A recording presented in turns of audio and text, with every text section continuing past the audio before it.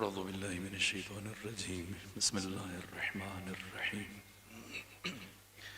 الحمد لله رب العالمين بارئ الخلائق أجمعين الحمد لأهله والصلاة على أهلها الصلاة والسلام على سيد الأنبياء والمرسلين العبد المؤيد الرسولنا المسدد المصطفى الأمجد الحبيب الأحمد النبي الأمي المكي المدني السراج المنير الكوكب الدري صاحب الوقار والسكينة المدفون بأرض مدينة سيدنا ونبينا وشفيع ذنوبنا طبيب قلوبنا وحبيب نفوسنا ومولانا أبي القاسم محمد المصطفى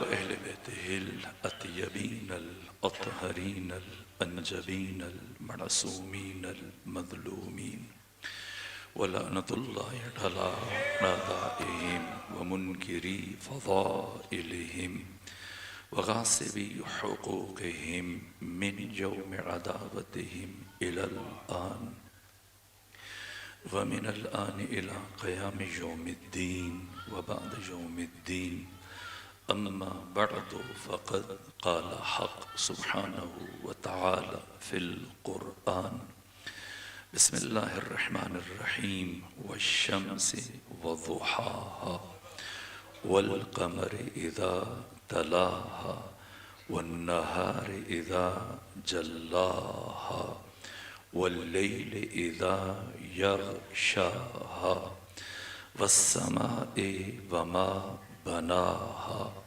والأرض وما طحاها ونفس وما سواها فألهمها فجورها وتقواها قد أفلح من زكاها وقد خاب من دساها كذبت ثمود بتغواها إذ انبعث أشقاها فقال لهم رسول الله ناقة الله وسقياها فكذبوه فعقروها فدمدم عليهم ربهم بذنبهم فسواها ولا يخاف عقباها صلوات بیجیے خاندان فاطمہ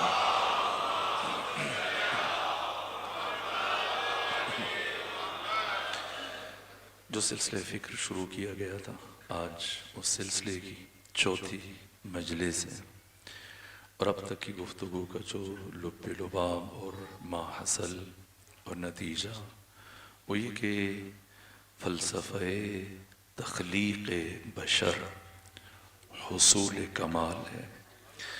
سادہ لفظوں میں اگر عرض کیا جائے تو جو جملہ علامہ سید محمد حسین طباطبائی نے تفسیر المیزان میں بارہا ذکر فرمایا اہمیت کی بنا پر، وہ یہ کہ ہم انسان پیدا نہیں ہوئے بلکہ ہم انسان بننے کے لیے پیدا ہوئے.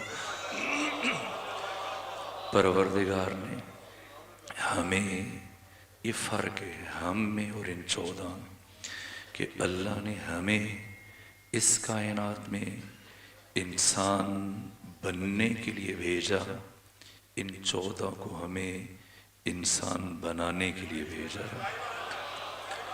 فلسفہ تخلیق بشر حصول کمال، میں نے جو چند نمونے عرض کیے، جیسے سورہ مبارکہ نازعات کو دیکھ لیں، سورہ زاریات کو دیکھ لیں، سورہ مبارکہ اعلیٰ کو دیکھ لیں، سورہ مبارکہ شمس کو دیکھ لیں، سورہ مبارکہ 3 کو دیکھ لیجیے کہ پروردگار نے فرمایا کہ لَقَدْ خَلَقْنَا الْإِنسَانَ فِي أَحْسَنِ تقویم، اور پھر کہاں رکھا؟ ثم رددناہ اسفل سافلین، انتہائی پستیوں میں رکھا، خلق کیا احسن تقویم میں، قرار دیا اسفل السافلین میں۔ کیوں؟ تاکہ اب اپنے ارادے سے، اپنے اختیار سے، میری دی ہوئی صلاحیتوں سے خود یہ اٹھے اسفل السافلین سے اور خود کو اعلیٰ علیین تک پہنچائے۔ یہ حرکت عمودی ہے، پستی سے بلندی تک کی طرف سفر۔ اس لیے جو میں نے معنی عرض کیا آپ کی خدمت میں، وہ یہ کہ پروردگار نے مجھے اور آپ کو حصول کمال کے لیے خلق فرمایا۔ ایک جملہ بس رک کر کہیں کسی ذہن میں کوئی غلط فہمی نہ رہے، اس جیسے کہ ترقی، ارتقاء اور کمال میں کا تعارض ہے، تضاد ہے، تصادم ہے۔ صرف اس ایک بات کو بیان کرنے کے لیے ایک جملہ نہج البلاغہ سے عرض کروں گا، جو مولا متقیان علیہ آلاف و تحیت وثنا نے ارشاد فرمایا اسی باب میں۔ فرمایا یہ جو میں نے آپ کی خدمت میں عرض کیا کہ اللہ نے ہمیں انسان بننے کے لیے بھیجا، ان 14 کو ہمیں انسان بنانے کے لیے بھیجا۔ اس کو اگر میں مصداق پیش کروں کلام علوی کی تناظر میں، تو حضرت فرماتے ہیں تخففوا تلحقوا۔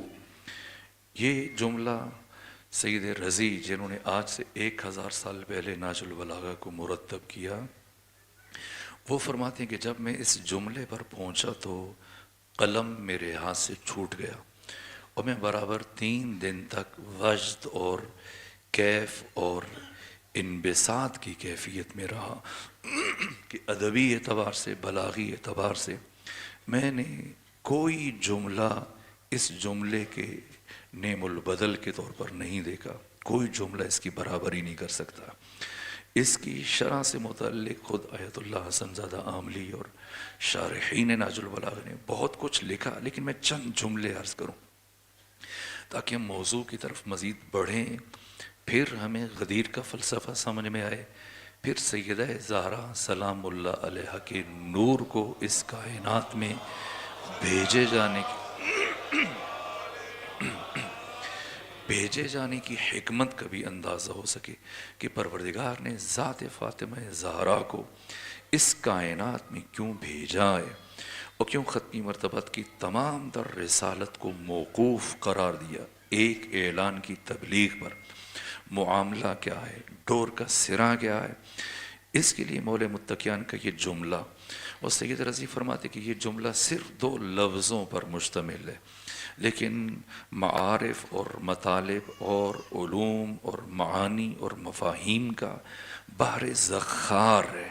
اگر کھولا جائے تو اس کے لیے بہت نشستیں چاہیے، بہت وقت چاہیے۔ میں بہت گزرتے ہوئے چند جملے عرض کروں۔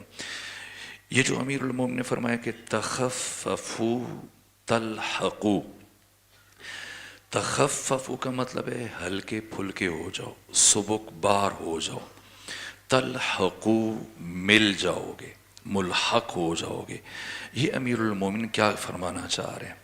یہی بات جو میں نے آپ کی خدمت میں عرض کی کہ اللہ نے ہمیں کیوں بھیجا، ان 14 کو کیوں بھیجا۔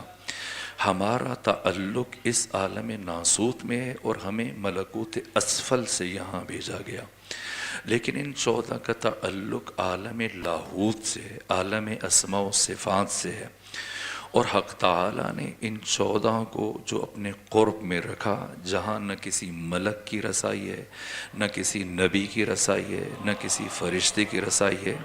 کوئی فرشتہ بیت المعمور سے آگے نہیں جا سکتا ہے، کوئی نبی کی روح بیت المعمور سے آگے نہیں جا سکتی ہے۔ پھر عرش ہے، لوح ہے، قلم ہے، کرسی ہے۔ عرش کا مطلب کوئی جگہ نہیں ہے، منتہائے مکان کو عرش کہتے ہیں۔ کرسی کا مطلب زمان نہیں ہے، منتہائے زمان کو کرسی کہتے ہیں۔ جہاں پر مکان کا تصور ختم ہو جائے اسے عرش کہا جاتا ہے، جہاں زمان کا تصور ختم ہو جائے اسے کرسی کہا جاتا ہے۔ اور زمان اور مکان کا تصور باہم لازم و ملزوم ہے۔ زمان کب شروع ہوتا ہے؟ جب مکان کا تصور ہو، بغیر مکان کے زمان کا تصور ممکن نہیں۔ لیکن عرش ہے، لوح ہے، قلم ہے، کرسی ہے، یہ زمان و مکان سے ماورا بالاتر، پھر سدرۃ المنتہا وہ انتہائی بلندی، اور پھر عالم لاہوت، عالم اسماء و صفات کہ کوئی انسان اس سے متعلق تصور نہیں کر سکتا۔ حق تعالیٰ نے ان 14 کے نور کو عالم لاہوت میں اپنے قرب میں رکھا، ملائکہ کی تخلیق سے پہلے، فرشتوں کی تخلیق سے پہلے۔ پہلے یہ 14 انوار خلق ہوئے، پہ ہم مسلسل 14,000 صلوات بھیجی خاندان فاطمہ۔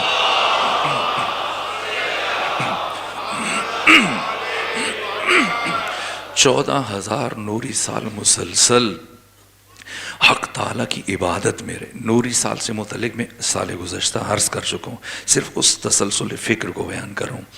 نور کی رفتار جو آئنسٹائن نے مادی دنیا میں بیان کی، یعنی 1 سیکنڈ میں انسان 3 لاکھ کلومیٹر کا سفر طے کر سکتا ہے۔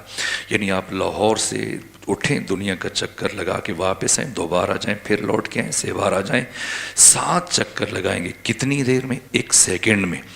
اور پیغمبر اسلام کیا فرما رہے ہیں کہ اللہ نے ہم 14 کے انوار کو ملائکہ کی تخلیق سے 14,000 نوری سال پہلے خلق فرمایا۔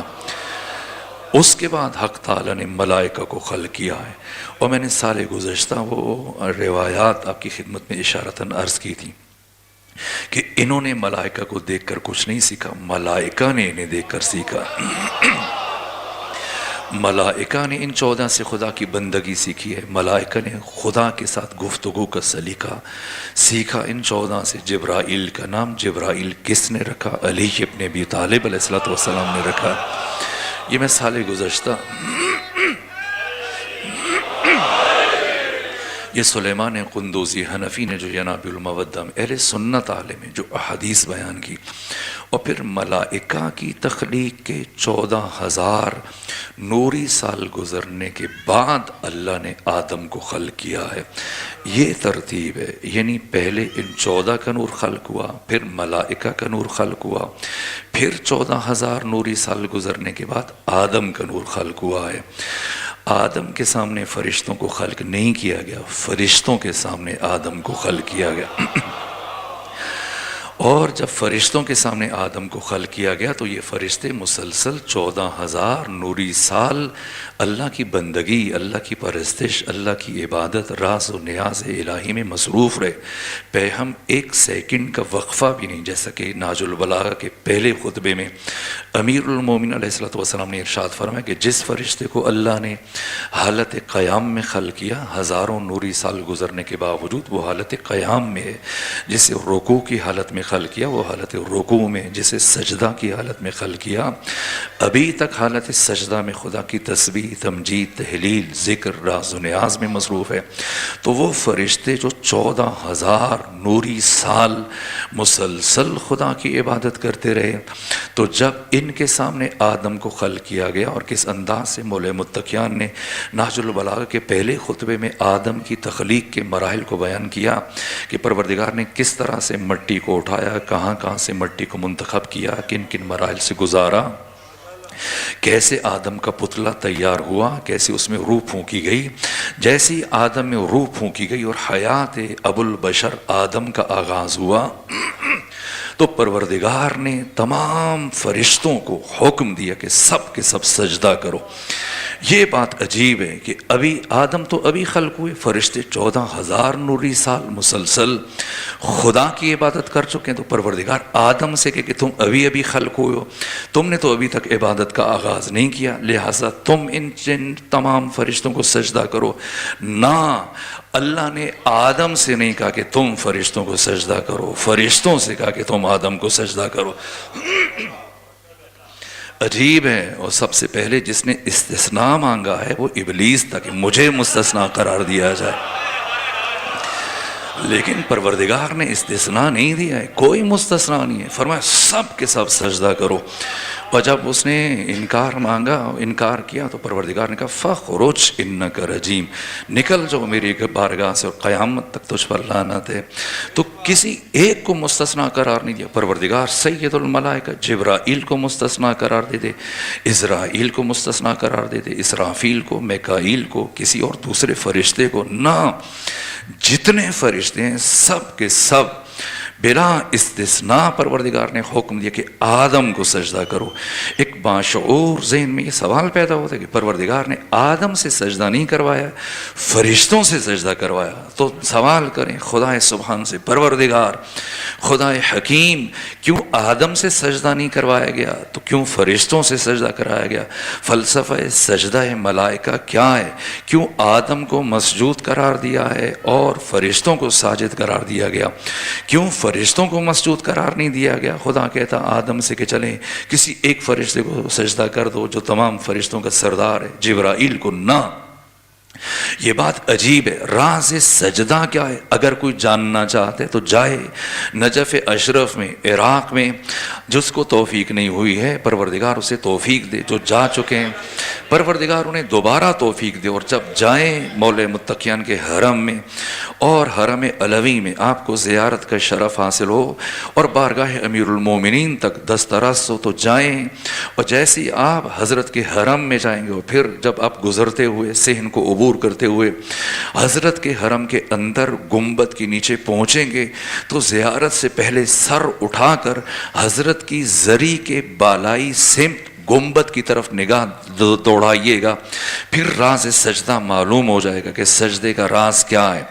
حرم امیر المومنین کوئی داتا دربار نہیں کہ جس کا جو جی چاہے لکھ کے چلا جائے، نہ ایسا نہیں ہے کہ کسی کی طرف سے کوئی لکھ کے چلا جائے، کوئی محکمہ اوقاف کا فرد یہ عبارت لکھوا دے، وہ عبارت لکھوا دے، نہ، معصومین علیہ الصلوۃ والسلام کے حرم سامرہ ہے، کاظمین ہے، مشہد ہے، خراسان ہے، نجف ہے، کربلا ہے، علماء فقہا مجتہدین کی زیر سرپرستی، ان کی زیر نگرانی، چاہے حکومت کسی کی ہو، لیکن جہاں پر علماء کی مجتہدین وہ مجاور ہیں، وہ سرپرستی کرتے ہیں، تمام تر امور کو دیکھتے ہیں، ایک ایک لفظ، ایک ایک حرف اگر لکھا جاتا ہے حضرت کے حرم میں، وہ بھی امام کے حرم کے اندر آپ کے گنبد کے نیچے زری کی بالائی سمت، یہ راز سجدہ پھر انسان کو پتہ چلتا ہے کہ اللہ نے آدم کو حکم نہیں دیا کہ فرشتوں کو سجدہ کرو، نہ، فرشتوں کو حکم دیا کہ تم آدم کو سجدہ کرو۔ راز کیا ہے؟ جب بھی جائیں زیارت سے پہلے سر اٹھا کر حضرت کے گنبد کے نیچے زری کی بالائی سمت یہ شعر پڑھیے گا جو احادیث سے ماخوذ ہے کہ لو لم یکن فی صلب آدم نورہ لما قیل قدما للملائکۃ اسجدوا، کہ اگر اللہ نے آدم کے صلب میں علی ابن ابی طالب کے نور کو نہ رکھا ہوتا تو کبھی ملائکہ کو حکم نہ دیتا کہ وہ آدم کو سجدہ کریں۔ فلسفہ سجدہ کیا ہے؟ راز سجدہ کیا ہے؟ حکمت سجدہ کیا ہے؟ اب سوال یہ کہ کیوں علی کے نور کی کیا عظمت ہے، یہ سوال اساسی ہے، جسے میں نے کل عرض کیا تھا۔ کل میں بہت شرمندہ ہوں کہ برابر 2 گھنٹے یا 2 گھنٹے کے قریب آپ کو زحمت دی، سردی کے موسم میں، اور بچے موجود ہیں، خواتین، بزرگ، بعض بیمار افراد زمین پر بیٹھ کر اس طرح سے اتنی دیر سردی کی کیفیت میں بیٹھنا، پروردگار آپ کو ایک ایک لمحے کا اجر عطا فرمائے، لیکن وقت کی کمی کے سبب سے میں اس کی وجہ بیان نہیں کر سکتا کہ کیوں علی علیہ السلام آپ کے بیٹوں کی امامت کے لیے، ولایت کے لیے، خلافت کے لیے، قیادت و سیادت کے لیے پروردگار نے ختمی مرتبہ امام الانبیاء سید الرسل کی تمام تر رسالت کو موقوف قرار دیا۔ میں کوشش کروں گا کہ گفتگو کے آخری حصے میں اس راز کو بھی اجمالی طور پر بیان کرنے کی کوشش کروں، لیکن اس سے پہلے یہ جو جملہ عرض کیا مولا متقیان کا سمجھ رہے ہیں ہماری تخلیق کا مقصد کیا ہے، ان 14 کو اس کائنات میں پروردگار نے کیوں بھیجا، یہ امیر المومنین نے ارشاد فرمایا تخففوا تلحقوا، اتنا مختصر جملہ جو صرف 2 لفظوں پر مشتمل ہے، اور اتنی بلاغت کے سید رضی جو خود بلیغ شخصیت ہیں، وہ بہت بڑے دانشور ہیں، بہت بڑے ادیب ہیں، کہتے ہیں قلم میرے ہاتھ سے چھوٹ گیا اور میں برابر کئی دن نہج البلاغہ کی تالیف کا کام مکمل نہ کر سکا۔ 2 جملے لیکن معارف کا سمندر مولا متقیان نے منتقل کیا. فرمایا تخففو، سبک بار ہو جاؤ، ہلکے پھلکے ہو جاؤ، تلحقو، ملحق ہو جاؤ گے، مل جاؤ گے. یہ امیر المومنین کیا کہنا چاہتے ہیں؟ یہ فلسفہ تخلیق بشر، روح قرآن کو امیر المومنین نے ان مختصر ترین 2 لفظوں میں کیسے بیان کیا؟ ہلکے پھلکے ہو جاؤ، ملحق ہو جاؤ گے. کیا مطلب؟ مطلب یہ کہ اللہ نے ہم 14 کو، دیکھیں پہلے مرحلے میں خود اس فرمان کی تھوڑا سا اور کھولیں گے تاکہ بچوں تک، جوانوں تک یہ بات سمجھ میں آ جائے. پہلے مرحلے میں خود انسان کا وجود ہے، جس سے متعلق میں نے مختصراً اشارہ کیا کہ انسان کی تخلیق کیسے ہوئی ہے. یہ ہم انسان، بعض افراد آج مجلس میں آتے ہوئے گاڑیوں پہ آئے، بعض موٹر بائک پہ آئے، بعض پیدل چل کے آئے، بعض قریب سے بھی یہاں پہنچے ہیں، بعض دور سے چل کے یہاں پر پہنچے ہیں. کبھی ایسے محسوس ہوا آپ کو چلتے ہوئے کہ ہماری گردن کے اوپر جو سر ہے اس کا وزن 2 کلو، 3 کلو، 4 کلو، 5 کلو، کسی کا وزن کم ہے سر کا، کسی کا وزن زیادہ ہے. کبھی ہمیں محسوس ہوا کہ یہ ہم ایک وزن لے کے سر پہ اپنی گردن پہ اٹھا کے چل رہے ہیں؟ نہیں. کیوں؟ اس لیے کہ یہ ہمارے وجود کا حصہ ہے.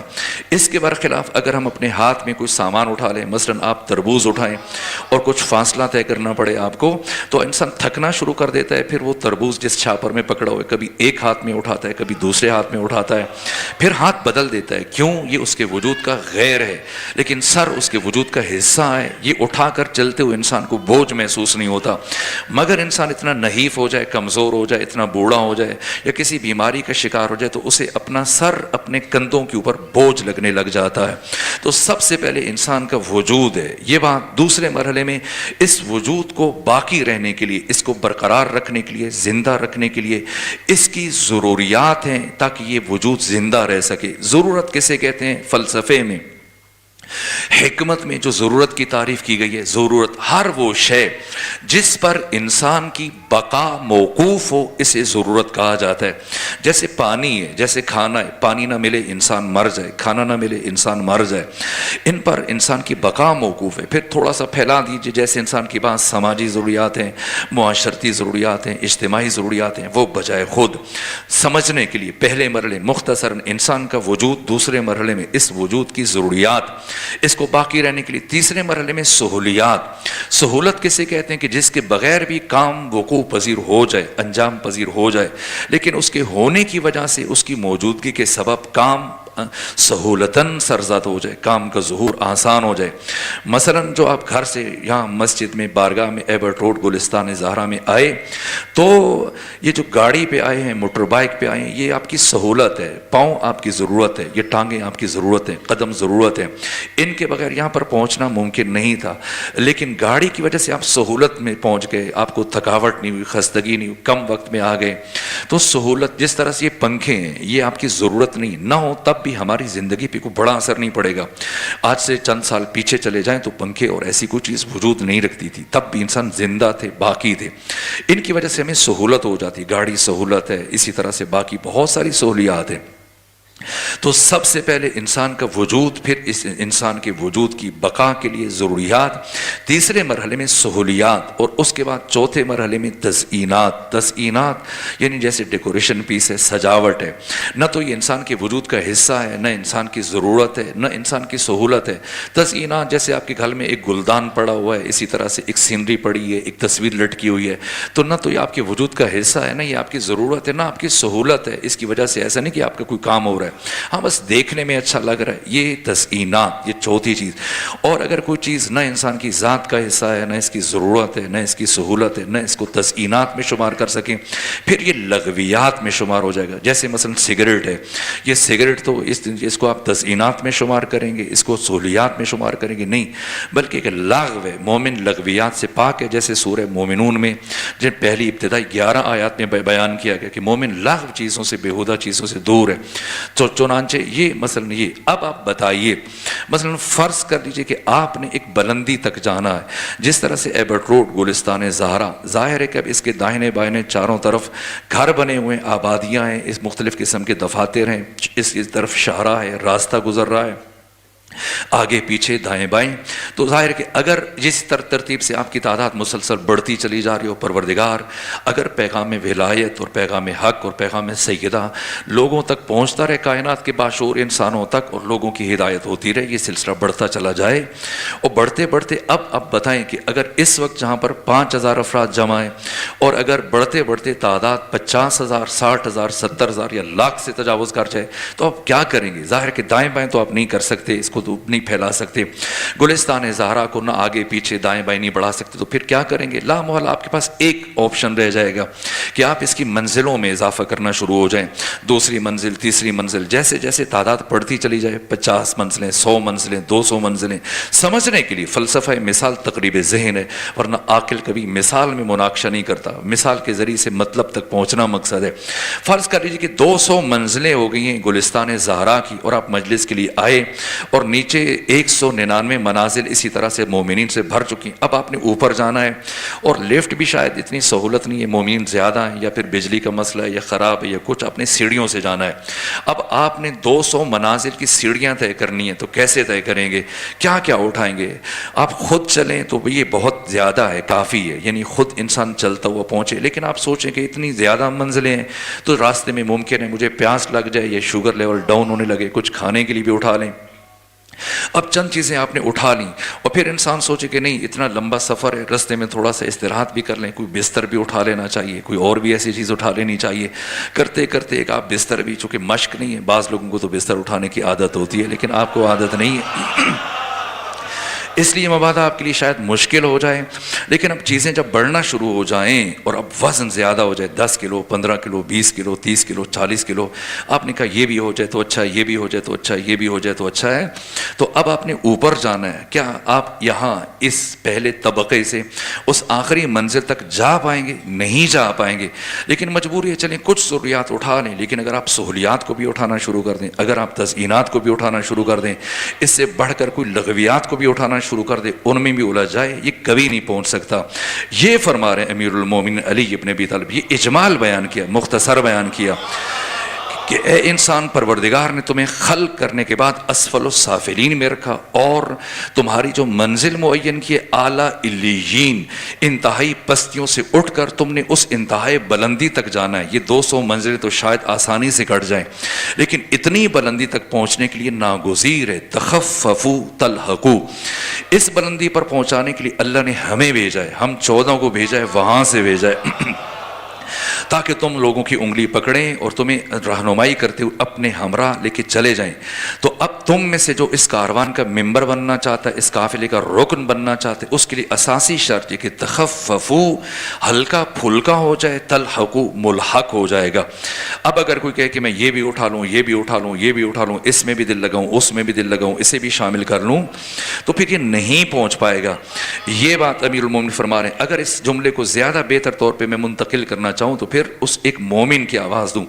علی علیہ السلام نے فرمایا تخففوا تلحقوا، جب سلمان فارسی کو مدائن کا گورنر بنا کے بھیجا گیا تو وہاں پر جب یہ پہنچے تو چونکہ سارا شہر باہر نکل آیا کہ گورنر صاحب تشریف لے کے آ رہے ہیں، تو کچھ ان کا بھی مزاج ہماری طرح کا تھا کہ گورنر ایسا ہوتا ہے، اتنا پروٹوکول ہوتا ہے، اتنی گاڑیاں ہوتی ہیں، اتنی بڑی رہائش۔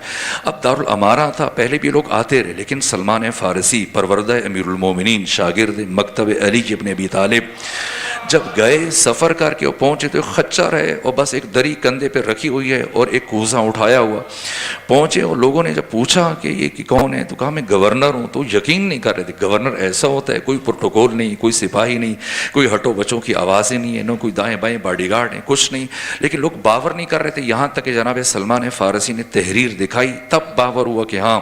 اور پھر آپ نے گورنر ہاؤس میں بیتوتہ اختیار نہیں کیا، جا کر گورنر ہاؤس کے شیڈ میں یہ سارا عرصہ گزارا، جتنا عرصہ گورنر رہے، یتیم بچوں کو، مساکین، بے گھر افراد جن کا کوئی پرسان حال نہیں تھا، مفلس ناتوان افراد، مفلس اس طرح سے توحیدامن افراد کو انہیں ٹھہرایا، وہ آ کر وہاں پر رکیں، ان کے کھانے پینے کا اہتمام، ان کی ضروریات کا اہتمام۔ یہ جناب سلمان فارسی وہ خود کبھی نہیں گئے دارالامارہ کے اندر، گورنر ہاؤس کے اندر کبھی قدم نہیں رکھا، شیڈ کے نیچے وہ دری بچھائی اور وہیں پر زندگی گزارتے، وہیں پر آرام کرتے، وہیں پر سوتے، وہیں پر نماز پڑھتے۔ اس طرح سے تاکہ نہ کوئی باڈی گارڈ ہے، نہ کوئی محافظ ہے، نہ کسی کو پہنچنے کے لیے مشکل پیش ہو، جس کا جو مسئلہ ہے جس وقت چاہے آ کے مجھے بتائے۔ یہ زندگی گزاری سلمان فارسی نے۔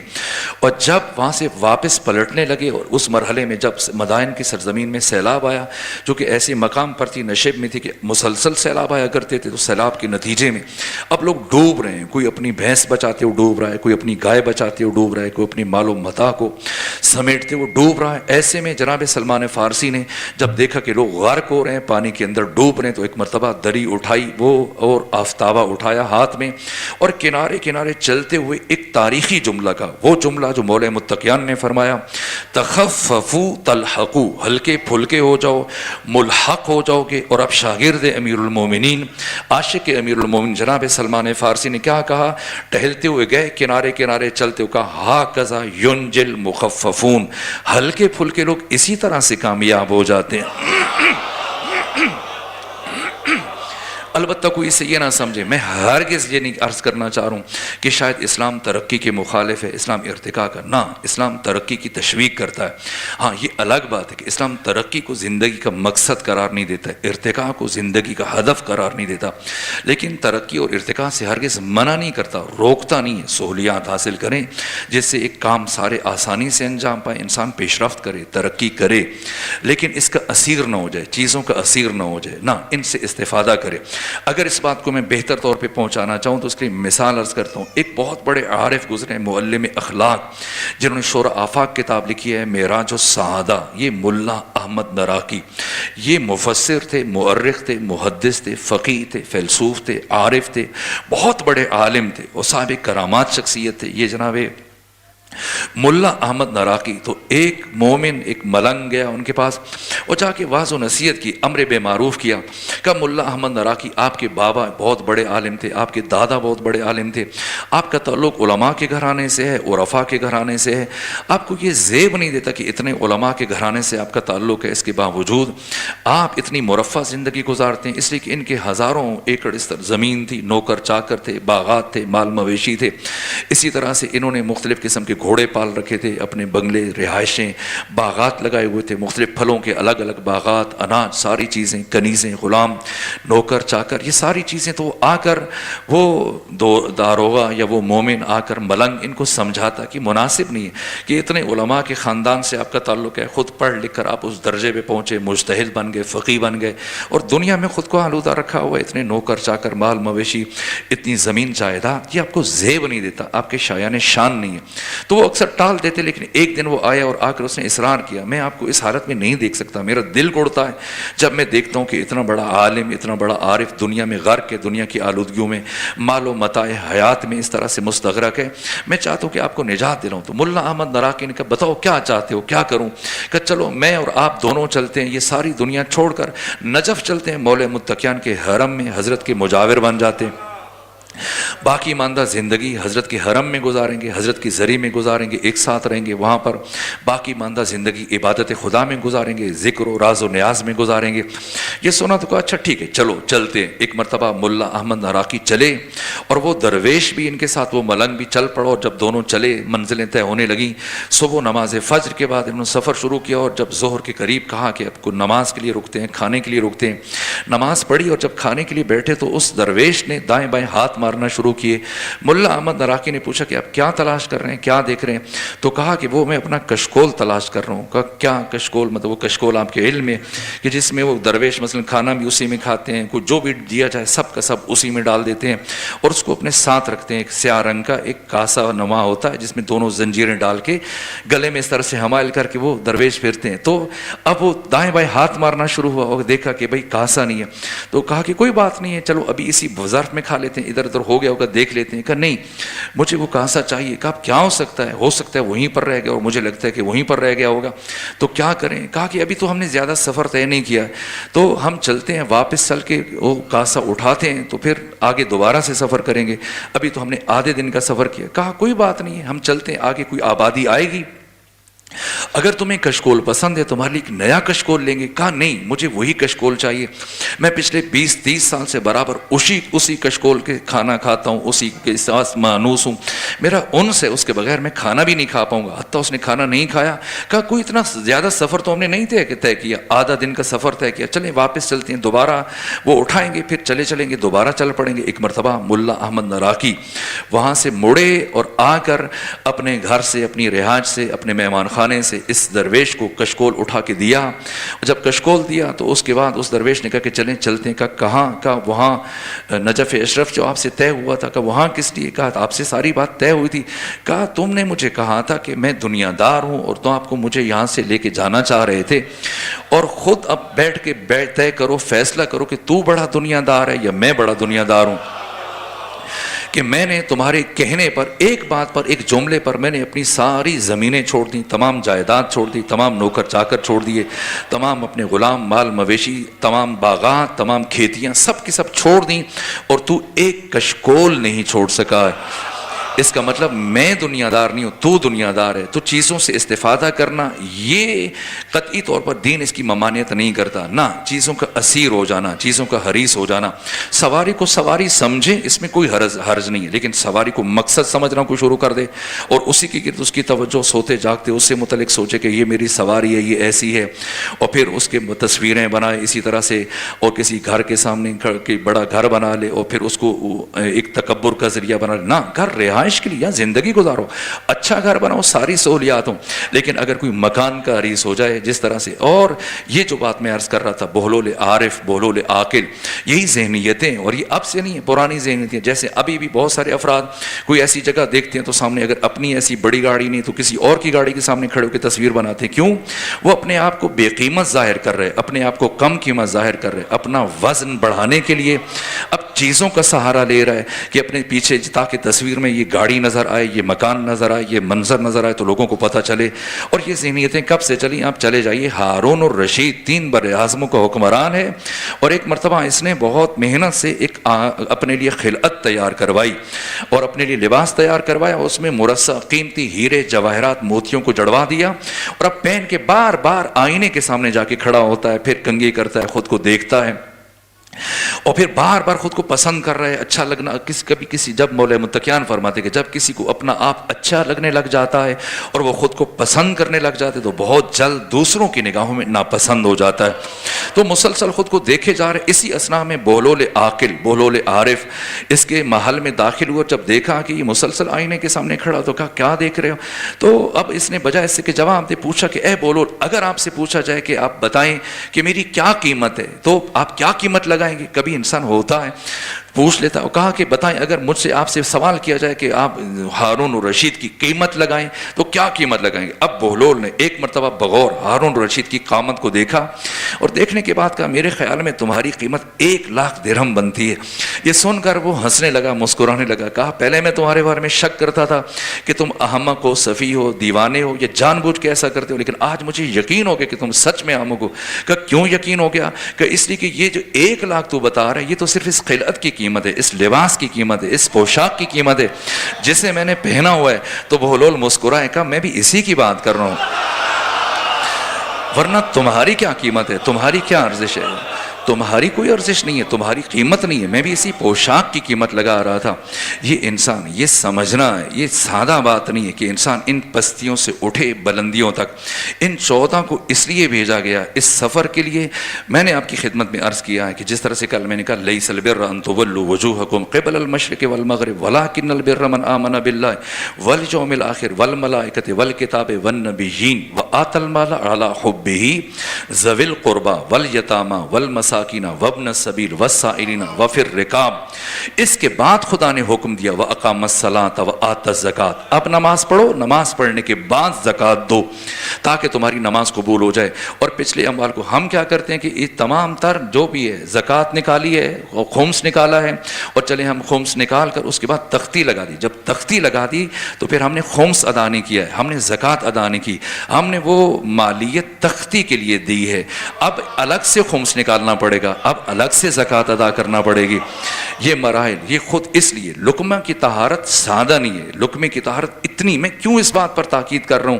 اس لیے کہ خود غصب یہ گناہ مستمرہ ہے. اس نقطے کی طرف بھی اشارہ کروں گا، لیکن سب سے پہلے اساس ہے. اور اس زمانے میں خود لقمے کی طہارت ایک پیچیدہ ترین مسئلہ ہے، مشکل ترین مسئلہ ہے. اگر ایک فرد آفس میں اس کی ذمہ داری کہ 8 گھنٹے کام کرے اور وہ گھر 6 گھنٹے گزارنے کے بعد آ کر اپنی بیوی سے گئے، گھر والوں سے گئے کہ میں نے 6 گھنٹے کام کیا بس 2 گھنٹے بچا کے آ گیا، تو پھر وہ 2 گھنٹے کی تنخواہ واپس کرو. اگر وہ 8 گھنٹے کے حساب سے لوگے تو تم اپنے بچوں کو حرام کھلا رہے ہو. یہ مشکل مراحل ہیں. اگر کوئی مزدور ہے، اگر کوئی بننا ہے، تو پھر وہ پوری دقت کے ساتھ رزق حلال، اس لیے کہ ایک لقمہ حرام. میں نے جو کل آپ کی خدمت میں عرض کیا، وقت کی تنگی کے باعث پھر مزید بات نہیں عرض کر سکا تھا. معصومین جب کسی کی زندگی کو بدلتے تھے تو کہاں سے شروع کرتے تھے؟ یہ نہیں کہ وضو کر کے آ جاؤ، غسل کر کے آ جاؤ. آپ دیکھیں کہ امام علی نقی الحادی جب متوکل نے آپ کو مدینے سے سامرہ میں بلایا، سرہ من رآ میں، تو آپ کو اس طرح سے رسوا کرنے پہ، خاکم بدہن، آپ امام کو شرمندہ کرنے کے لیے، توہین کرنے کے لیے اس نے کیا کیا کہ اپنے دربار میں ٹھہرانے کے بجائے 3 دن کہا کہ میں بھی مصروف ہوں، کہیں باہر ہوں.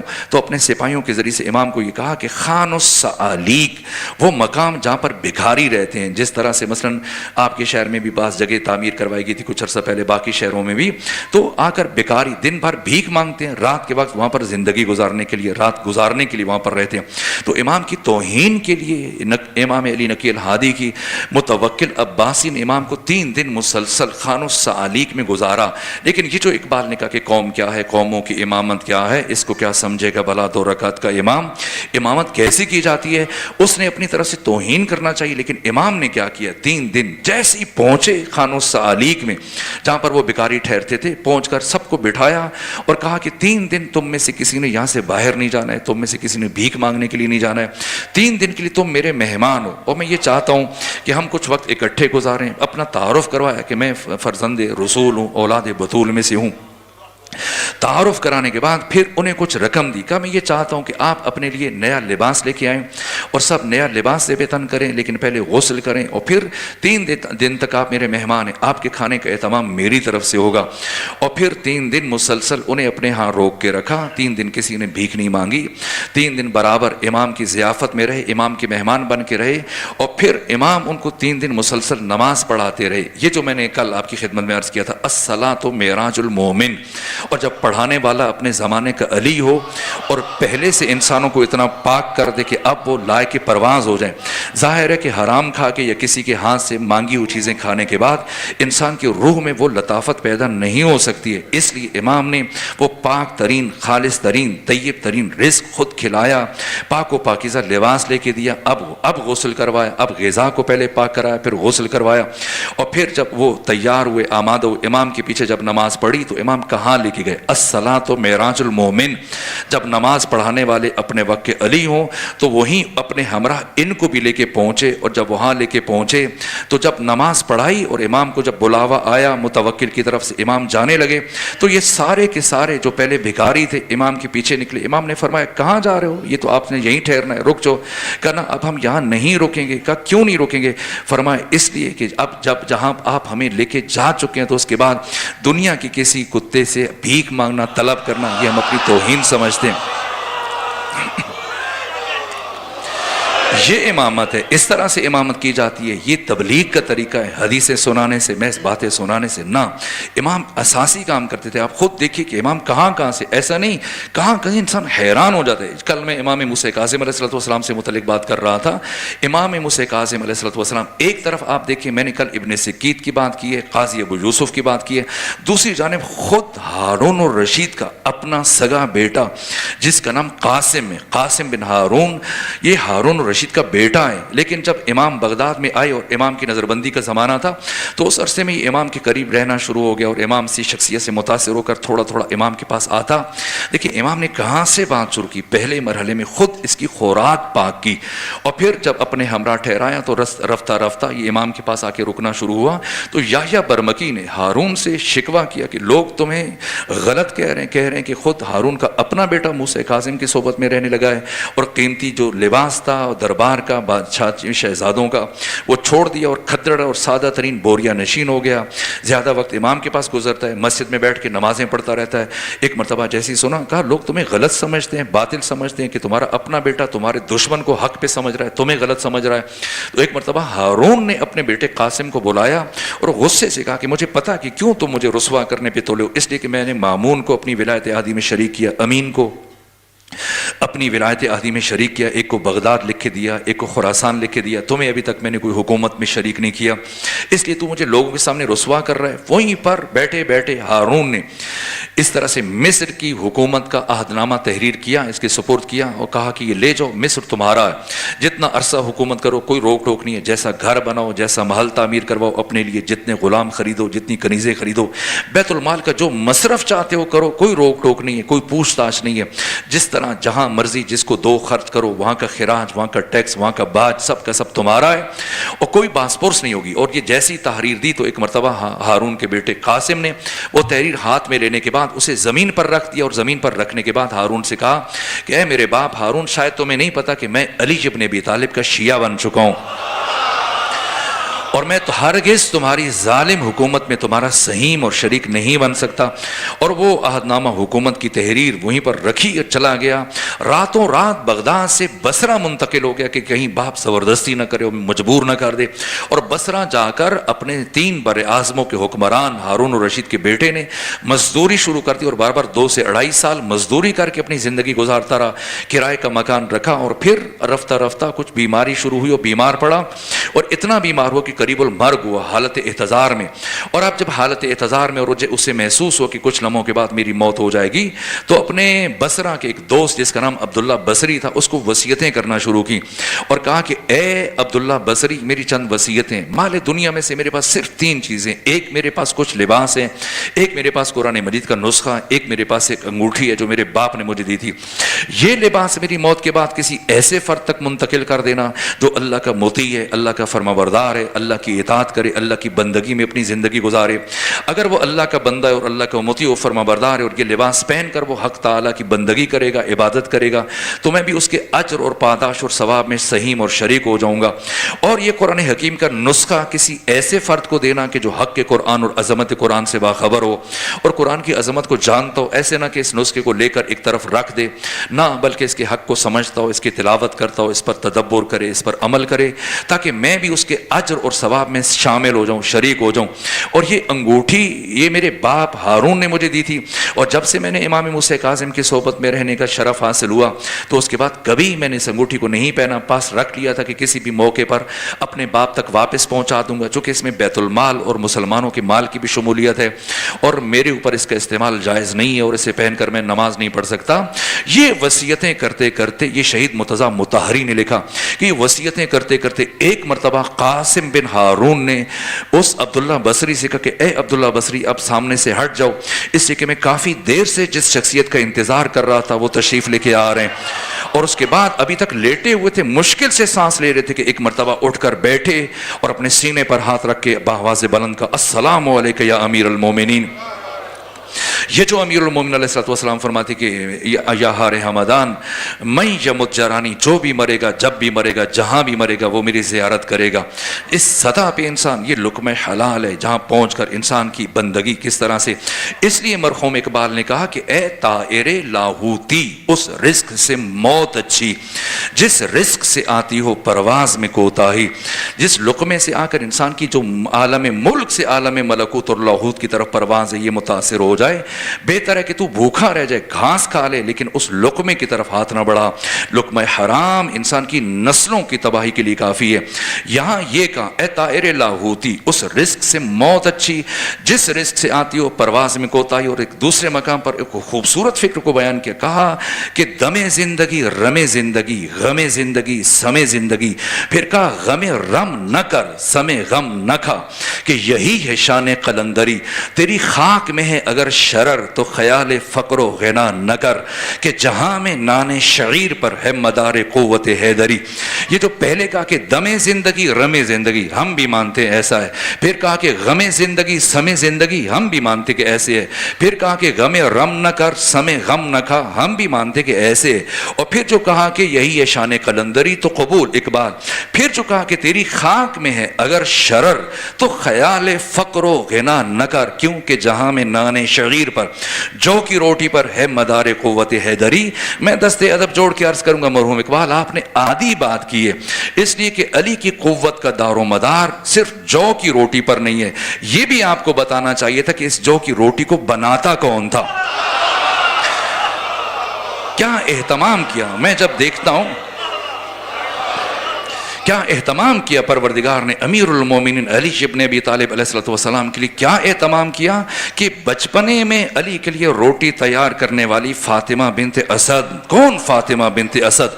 فاطمہ بنت اسد کا شرف, آپ کا مقام, انسان خود حیران ہو جاتا ہے کہ وقت میلاد امیر المومنین جناب فاطمہ بنت اسد گھر سے اٹھی سیدھے خانہ کعبہ کی طرف چل پڑی. اور عجیب ہے کہ پھر اگر خانہ کعبہ کے اندر جانا ہے تو کلید بردار تو ابو طالب عمران ہے, ان سے کہیں کہ میرے ساتھ چلیں, آپ کھول کے دیں, میں کعبہ کے اندر جانا چاہتی ہوں. نہیں, ابو طالب عمران سے کوئی ذکر نہیں کیا ہے, تنہا اکیلے فاطمہ بنت اسد چلیں اور دروازے کے پاس جا کر نہیں کھڑی ہوئیں, دیوار کے پاس جا کے کھڑی ہوئیں, اور پھر دیوار کا بعد میں پھٹ جانا دلیل ہے کہ فاطمہ بنت اسد خود نہیں آئی تھی, آپ کو بلایا گیا تھا. اس کا کیا مطلب ہے؟ یعنی فاطمہ بنت اسد مادر امیر المومنین اس عالی ترین برجستہ مقام پر فائز ہے کہ خدا اس بی بی سے ہم کلام ہوتا ہے, اللہ اس بی بی کے دل پر الہام کرتا ہے, خدا خود بلا رہا ہے, خود دعوت دے رہا ہے. اور جب دیوار پھٹتی ہے تو پیچھے ہٹنے کے بجائے اندر داخل ہوتی ہیں. یہ کیا بتا رہی ہیں کہ میں اسد کی بیٹی ہوں, اسد کی ماں ہوں. یہ فاطمہ بنت اسد, یہ آپ کا شرف. اور اس کے بعد جو دوسرا جس ہستی کو آپ کے رزق کی تیاری کے لیے حق تعالی نے قرار دیا ہے, کیا اہتمام قرار دیا, وہ جناب خدیجہ بنت خویلد سلام اللہ ہے. میں عرض کروں کہ اللہ نے صرف سیدہ زہرا سلام اللہ علیہ کو بطول نہیں بنایا, اللہ نے سیدہ زہرا کی مادر گرامی جناب خدیجہ کو بھی بطول بنا کر بھیجا ہے.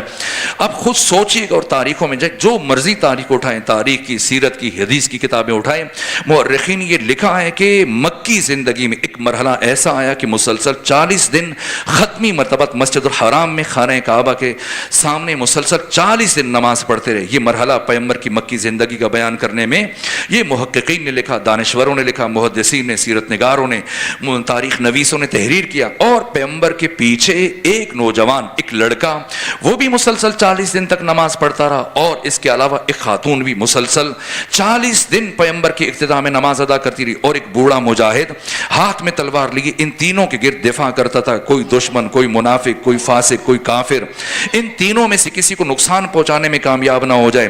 تو وہ بوڑھا مجاہد جو ان تین کی حفاظت کا فریضہ سر انجام دیتا تھا, اس کا نام ابو طالب عمران تھا. اور پیغمبر گرامی اسلام کے پیچھے جو لڑکا, جو نوجوان 40 دن تک مسلسل نماز پڑھتا رہا, اس نوجوان کا نام علی ابن ابی طالب تھا. اور جو خاتون مسلسل 40 دن پیغمبر گرامی اسلام کی اقتداء میں نماز پڑھتی رہی, اس خاتون کا نام خدیجہ بنت خویلد سلام اللہ علیہا. یہ سب نے لکھا ہے, مورخین نے لکھا, محدثین نے لکھا, سیرت نگاروں نے لکھا, تاریخ نویسوں نے لکھا. لیکن اس کے اندر اگر اس باریک نقطے کی طرف متوجہ ہوتے تو شاید اس واقعے کو کبھی تحریر نہ کرتے, اس لیے کہ اس کے اندر جو جناب خدیجہ کی عظمت بیان ہو رہی ہے, مادر جناب سیدہ زہرا سلام اللہ علیہا. اس لیے کہ پیغمبر 40 دن نماز پڑھیں, کوئی جائے تعجب نہیں ہے. علی 40 دن نماز پڑھیں, کوئی جائے تعجب نہیں ہے. مرد ہیں 40 دن نماز پڑھ سکتے ہیں, لیکن ایک خاتون مسلسل کہہ لے 40 دن نماز پڑھ سکتی ہے. اب پتا چلا کہ اللہ نے صرف فاطمہ زہرا کو بطول نہیں بنایا, اللہ نے فاطمہ کی ماں کو بھی بطول بنا کر بھیجا ہے. یہ جناب خدیجہ سلام اللہ علیہ کا شرف ہے. اس اہتمام یہاں تک کہ ختمی مرتبت کے لیے خود جناب خدیجہ اپنے ہاتھ سے, اور پھر سیدہ زہرا سلام اللہ علیہ, یہ اہتمام ہے. یہ ذات امیر المومنین کہ حق تعالی نے جناب سیدہ کے نور کو اس کائنات میں بھیجا. اور امام ششم فرماتے کہ اگر روئے زمین پر میرے جد بزرگوار علی ابن ابی طالب نہ ہوتے تو آدم سے لے کے عیسیٰ تک کوئی نبی بھی میری جدہ طاہرہ صدیقہ کبریٰ سیدہ زہرا کا ہم کف, ہم سر اور برابر نہ ہوتا. سمجھنا یہ کہ یہ علی کون ہے, کہ کیوں علی علیہ السلام کے لیے سیدہ کے نور کو اس کائنات میں بھیجا گیا, آخر یہ ولایت کیا ہے, ذات امیر المومنین کیا ہے, مولا متقیان کو پروردگار نے منتخب کیوں کیا, کیوں ختمی مرتبت کی نبوت کو اللہ نے مشروط قرار دیا اور ایسا تحدید آمیز لہجہ اختیار کیا. فرمایا بلغ, پہنچائیے, وَإِن لَمْ تَفْعَلْ فَمَا بَلَّغْتَ رِسَالَتَهُ, اگر آپ نے یہ ایک کام نہ کیا تو آپ نے اپنی رسالت کا کوئی بھی کام نہ کیا. دوسرے لفظوں میں خدا یہ کہہ رہا ہے کہ گویا آپ کا نبی بن کر آنا نہ آنے کے برابر ہو جائے گا اگر یہ ایک کام نہ کیا. کیا خیال ہے مسلمانوں کا, اگر امام الانبیاء سید الرسل ختمی مرتبت سب کچھ کریں, 23 سال تمام زحمات برداشت کریں, صرف علی اور علی کے بیٹوں کی ولایت کا اعلان نہ کریں, وہ نبی نہیں رہتے, امت اسی ایک کام کو چھوڑ کر باقی سارے کاموں میں لگی رہے, اس امت کا کیا بنے گا؟ یہ مسئلہ ہے, یہ مسئلے کی اہمیت ہے. سوال یہ کہ غدیر کے لیے اتنا اہتمام کیوں ہے؟ اور پھر جو میں بات کر رہا تھا یہ تمہید, دیکھیے کیوں میں اتنا زور دے رہا ہوں, اس لیے کہ کمال کا سفر ممکن نہیں ہے طہارت کے بغیر, اور غصب گناہ مستمرہ ہے. مستمرہ گناہ دو طرح کے ہیں, مختلف اقسام ہیں گناہوں کی. ایک گناہ فوری ہے, ایک گناہ مستمرہ ہے. گناہ فوری ایسا گناہ کہ آپ نے گناہ کیا, آپ کے لیے اس کا گناہ لکھ دیا گیا, اور اب اگر توبہ نہیں کیے, معافی نہیں مانگی, قیامت کے دن اس کی سزا ملے گی. اور اگر وہ گناہ ایک دفعہ آپ نے انجام دیا, جس طرح مثلا کسی نے ایک مرتبہ کوئی شراب پی لی ہے تو یہ ایک دفعہ لکھا گیا, ایسا نہیں کہ مسلسل لکھا جا رہا ہے. لیکن غصب گناہ مستمرہ ہے, جس نے غصب کیا وہ مسلسل جب تک وہ غصبی چیز واپس نہیں کرے گا, لوٹائے گا نہیں, یہ اس کے لیے لکھا جاتا رہے گا, برابر اس کے لیے گناہ لکھا جاتا رہے گا. پھر غصب کی نوعیت, اگر غصب انفرادی سطح کا ہے اس کی حیثیت الگ ہے, اگر غصب اجتماعی سطح کا ہے اس کی حیثیت الگ ہے. اگر کوئی کسی کے 2-4 درہم 150 لاکھ دینار اٹھا لے, کسی فرد کے اٹھا لے, اس کی الگ حیثیت ہے. اگر کوئی حق کے اہل بیت کا غاصب بن جاتا ہے اس کی الگ حیثیت ہے. غاصب پر آپ لعنت کریں یا نہ کریں, خدا نے غاصب کے لیے لعنت کو معین کر دیا ہے. خلافت خود سمجھنا ہے, یہ مراحل میں اس لیے رک کر اس مسئلے کی اہمیت کے مد نظر, اور پھر سب سے بڑا حق جو حق انسانوں کی امانت ہے. غدیر ایسا نہیں ہے, اسلام میں احساسات, جذبات, عواطف نہیں ہے. علی علیہ السلام کو پروردگار نے کیوں انسانوں کے لیے ولی بنایا, کیوں امام قرار دیا ہے, کیوں علی اور علی کے بیٹوں کی امامت کو واجب قرار دیا ہے, کیوں غدیر پر آ کر ختمی مرتبت کی تمام تر رسالت کو حق تعالی نے مشروط قرار دیا. آخر غدیر کیا ہے؟ غدیر محض ایک عقیدہ نہیں ہے, غدیر محض ایک نعرہ نہیں ہے, غدیر محض ایک مفہوم نہیں ہے, غدیر محض الفاظ نہیں ہے, غدیر محض چند ایک باتیں نہیں ہے, غدیر نظام ہے. قیامت تک آنے والے تمام انسانوں پر عدل و انصاف کی حکومت کے انتظام ہے. کائنات کے تمام مفلوق الحال, تو ہی دست, تو ہی دامن, مستضعف, مظلوم, محروم لوگوں کے حقوق کے تحفظ کا نام غدیر ہے. قیامت تک کے لیے الہی حکومت کا انتظام غدیر ہے. غدیر کی غیر معمولی اہمیت ہے. غدیر شیعوں کی میراث نہیں ہے, کسی فرقے کی میراث نہیں ہے, کسی گروہ کی میراث نہیں ہے. غدیر سرمایہ بشریت ہے. قیامت تک آنے والے انسانوں کے لیے حق تعالی کی میراث یہ نظام غدیر, تحفظ حقوق بشر, اس لیے حق تعالی نے بھیجا. میں صرف علی کے حق کی بات نہیں ہے, میں اس فدق کی بات نہیں ہے, میں ان چیزوں کے ارتباط کو جوڑنے کی کوشش کروں گا. اگرچہ طبیعت بھی ناساز ہے اور وقت کی کمی کے باعث میں چیزوں کو اس طرح سے نہیں بہتر انداز میں بیان کر پاتا, لیکن اب نتائج کی طرف بڑھیے کہ جو آیات غدیر سے پہلے نازل ہو رہی ہیں, جو آیات غدیر کے بعد نازل ہو رہی ہیں, جو آیات غدیر کے دوران نازل ہو رہی ہیں, غدیر سے پہلے کیا فرمائے. اب وقت نہیں بچا کہ میں ان سے متعلق کیوں خدا فرما رہے واللہ یعصمک من الناس, کیوں خدا فرما رہے ان اللہ لا یہدی القوم الکافرین. آخر کافر سے مراد کیا ہے؟ یہ مراحل ہیں, یہ مقام فکر ہے. اور پھر جب روز غدیر اعلان کر رہے ہیں ختمی مرتبہ, اس سے کچھ پہلے کی آیات ہیں, اور جیسی اعلان ہوتا ہے خدا کیا فرماتے ہیں, الیوم یئس الذین کفروا من دینکم, آج کے دن کافر تمہارے دین سے مایوس ہو گیا, فلا تخشوہم, اب ان سے نہ ڈرنا, وخشون, مجھ سے ڈرنا. اس سے متعلق کل میں نے مختصراً بات کی تھی. الیوم اکملت لکم دینکم, آج کے دن میں نے تمہارے لیے تمہارے دین کو مکمل کر دیا, آج کے دن میں نے اپنی نعمت کو تمام کر دیا. اور پھر کیا فرمایا؟ لوگ رضی اللہ کی بات کرتے ہیں, خود میں حیران ہوتا ہوں. اگر میں دقیق معنی کروں, آپ خود قرآن کھولیے اور اس کا معنی کیجیے اور مادے کو مادے سے ملائیے, لفظ کو لفظ سے ملائیے. خدا کیا فرما رہے؟ الیوم اکملت لکم دینکم واتممت علیکم نعمتی. اور پھر کیا فرمایا؟ ورضیت لکم الاسلام دینا. اگر میں سادہ معنی کروں سمجھنے کے لیے, بالکل دقیق معنی جو اس عین لفظ کے مطابق, آج کے دن میں نے اسلام کو تمہارے لیے رضی اللہ قرار دیا. تو جب علی اور علی کے بیٹوں کی ولایت کے اعلان کے بغیر اسلام رضی اللہ نہیں بن سکتا, دین رضی اللہ نہیں بن سکتا, تو کوئی شخص کیسے رضی اللہ بن سکتا ہے؟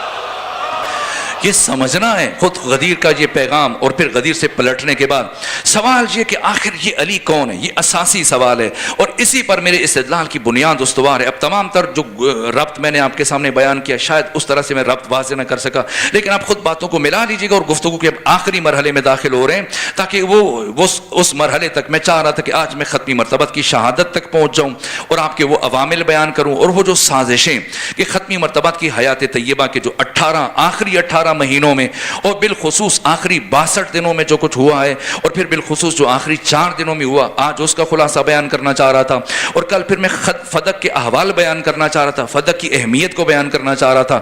یہ جو میں غصب کی بات کر رہا تھا کہ انفرادی غصب کی اور حیثیت ہے، اجتماعی غصب کی اور حیثیت ہے، فدق انفرادی غصب کی بات نہیں ہے، فدق اجتماعی غصب کی بات ہے، فدق پوری بشریت کا مسئلہ ہے، فدق تمام انسانوں کا مسئلہ ہے، فدق سے ہم حق کے اہل بیت تک پہنچیں گے، فدق اساس ہے، فدق بنیاد ہے، فدق وہ ہتھیار ہے جسے سیدہ زہرا سلام اللہ علیہا امت کے باشعور اور باضمیر انسانوں کے ہاتھ میں دے کے جا رہی ہیں۔ فدق کیا ہے، کب ختمی مرتبت کو فدق ملا ہے، کب ختمی مرتبت نے فدق سیدہ کو دیا ہے، اور پھر کس کس کو گواہ قرار دیا ہے، اور پھر سیدہ زہرا نے 4 سال جو فدق آپ کے پاس رہا، سیدہ نے کس طرح سے اس کے مصارف کو استعمال کیا، اور پھر 232 ہجری تک کس نے فدق کو لیا، کس نے چھینا، کس نے واپس کیا، اس کے ادوار، اور پھر فدق سے متعلق باقی تفصیلات، جزیات، اور پھر سیدہ نے جو مقدمہ لڑا ہے۔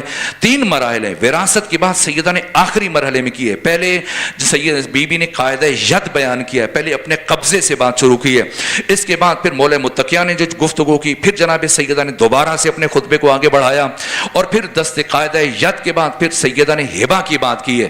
یہ ختمی مرتبت نے ہبہ کیا ہے، وراثت سب سے آخری مسئلہ ہے، اور آخر میں جناب سیدہ نے پھر وراثت کو بیان کیا، اور پھر اس طرح سے کہ حزب حاکم مجبور ہوا، وہ جس نے شروع میں تحریر پھاڑی تھی آخر میں اپنے ہاتھ سے سیدہ کو تحریر لکھ کر دے رہا ہے۔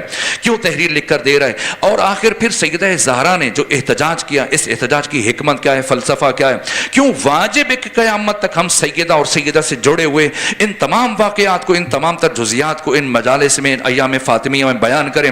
فدق اگر ایک باغ تھا خوب، جو جس نے چھینا لوٹا ہوگی، بات ختم ہوگی، کیوں لازم ہے کہ ہم اپنے بچوں کو، اپنی نسلوں کو فدق کے اسرار، رموز، اس کی تفسیر ہے، اس کی اسرار ہیں، اس کا جو فلسفہ ہے، تمام تر جزیات سے آنے والے جوانوں کو، نسلوں کو منتقل کریں، آگاہ کریں۔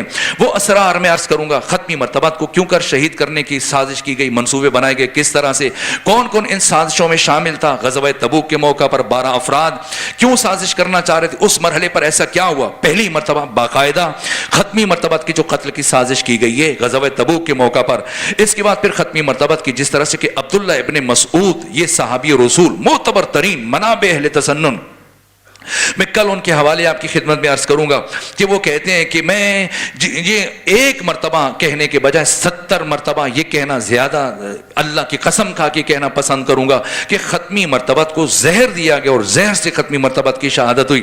کیسے شہادت ہوئی ہے، کیا مراحل تھے، اور پھر آخری 4 دنوں کے احوال، ان کو میں بالتفصیل کل فدق سے بات شروع کر کے فدق تک کوشش کریں گے کہ اپنی بات کو سمیٹ لے، اور مختلف طبقات کا، مختلف افراد کا انفرادی طور پر، اجتماعی طور پر کیا کردار ہے، بس رک کر چند جملے آج کی حد تک میں سمیٹ لوں اپنی ساری گفتگو کو، کہ یہ سارا اہتمام خود اللہ نے سیدہ کے نور کو اس کائنات میں بھیجا، صرف اور صرف علی ولی اللہ کے لیے بھیجا ہے، علی کے بیٹوں کی ولایت کے لیے بھیجا ہے۔ سیدہ کا گھر سے دربار تک جانا علی اور علی کے بیٹوں کی ولایت کے لیے، سیدہ کا دیر تک کھڑے ہو کر خطبہ دینا علی کے بیٹوں کی ولایت کے لیے۔ فدق ایک وسیلہ ہے، فدق ایک ہتھیار ہے، فدق ایک بہانہ ہے، تاکہ ظالموں کے چہروں سے نقاب کو الٹا جا سکے۔ سیدہ نے کیا روش اختیار کی، کیا طریقہ اختیار کیا کہ حزب حاکم اپنی تمام تر منصوبہ بندی کے باوجود سیدہ کس قوی ترین آواز کو خاموش نہ کر سکے، اور سیدہ نے کس مرحلے پر کس کا انتخاب کیا، کیسے چلی، کس طرح سے دربار پہنچی۔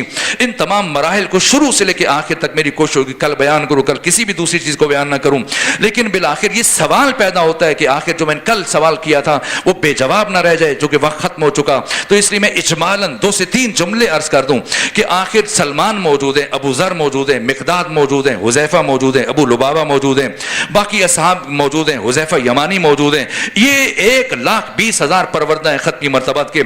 इनमें से किसी और का ऐलान करें, क्यों खिलाफत को, विलायत को, इमामत को, क़यादत को, सियादत को अली इब्न अबी तालिब की ज़ात में मुनहसिर कर दिया गया। ये अली कौन है? अली की अज़मत का राज क्या है? अली के शरफ का राज क्या है? अली के इन्हिसार का राज क्या है?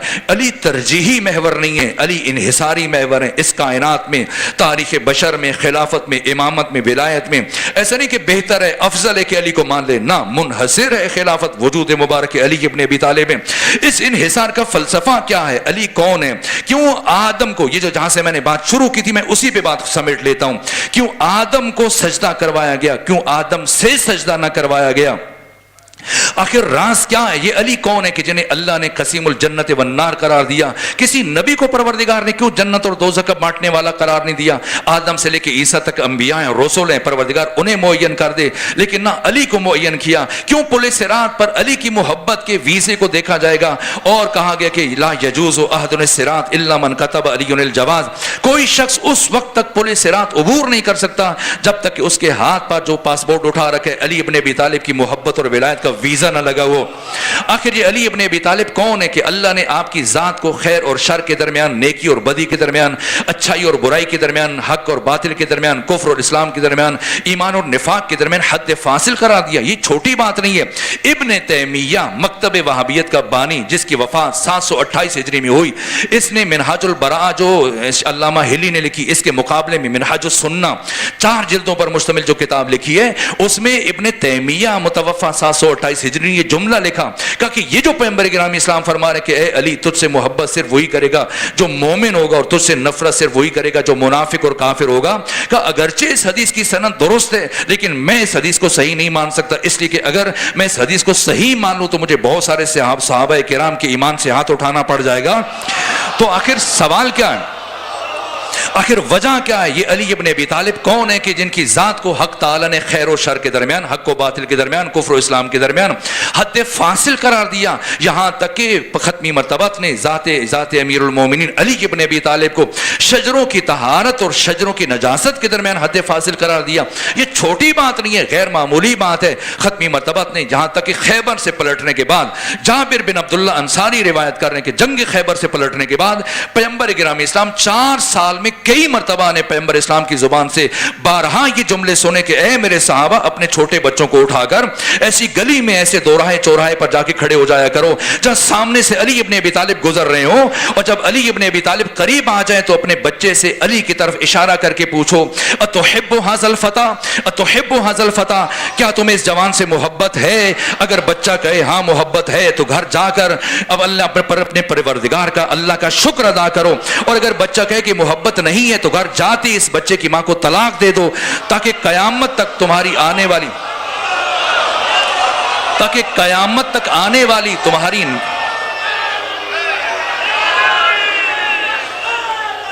या अली, ताकि कयामत तक,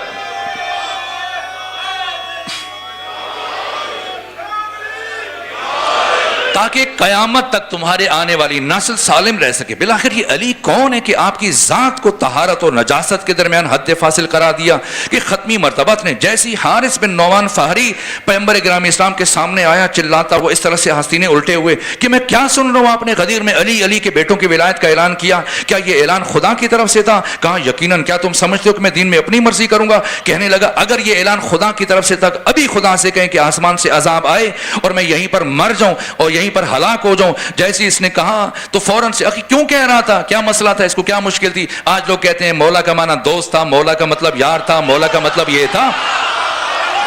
ये हारिस बिन नौमान फारी कोई बल्ती था, पठान था, गिलगिती था, कोई जापानी था, अंग्रेजी बोलता था, आपसे ज्यादा बेहतर अरबी जानता था, उसे पता था कि मौला का माना क्या, इसीलिए उसे मौत पड़ रही थी। मौला का माना मौला था, मौला का माना आका था। जैसे ही हारिस बिन नौमान फारी जैसे ही हारिस बिन नौमान फारी आगे बढ़ा, कहा ये ऐलान खुदा की तरफ से था? कहा यकीनन खुदा की तरफ से। कहा अगर खुदा की तरफ से था तो अभी खुदा से कही कि मुझ पर अजाब आए, अभी इसके हाथ नीचे नहीं गए थे, ताकि उसने कहा क्यों है? जाहिर है कि मुतमईन था, ऐसा नहीं कि अभी अभी मुसलमान हुआ, ना पुराना मुसलमान है। इल्म रिजाल में आप इसकी जिंदगी से मुतलिक पढ़े, ये कदीमी मुसलमान है, पुराना मुसलमान है, सदर इस्लाम में। क्यों इसने कहा? इसलिए कि इसके एक वाक़या इसके ज़हन में था कि जब अबू लहब ने, अबू जहल, अबू सुफियान ने आकर पैगंबर से कहा था कि अगर वाकईन तुम अल्लाह के नबी हो तो अभी खुदा से कहो कि आसमान से अजाब है, हम यहाँ पर हमारी हलाकत हो जाए। लेकिन अजाब नहीं आया था, बल्कि कुरान मजीद की आयत आई थी कि ऐ रसूल जब तक आप इनके दरमियान मौजूद हैं तो इन पर अजाब नहीं आएगा। इसलिए ये मुतमईन था कि आप भी तो पैगंबर गिरामी इस्लाम मेरे सामने खड़े हैं, मौजूद हैं।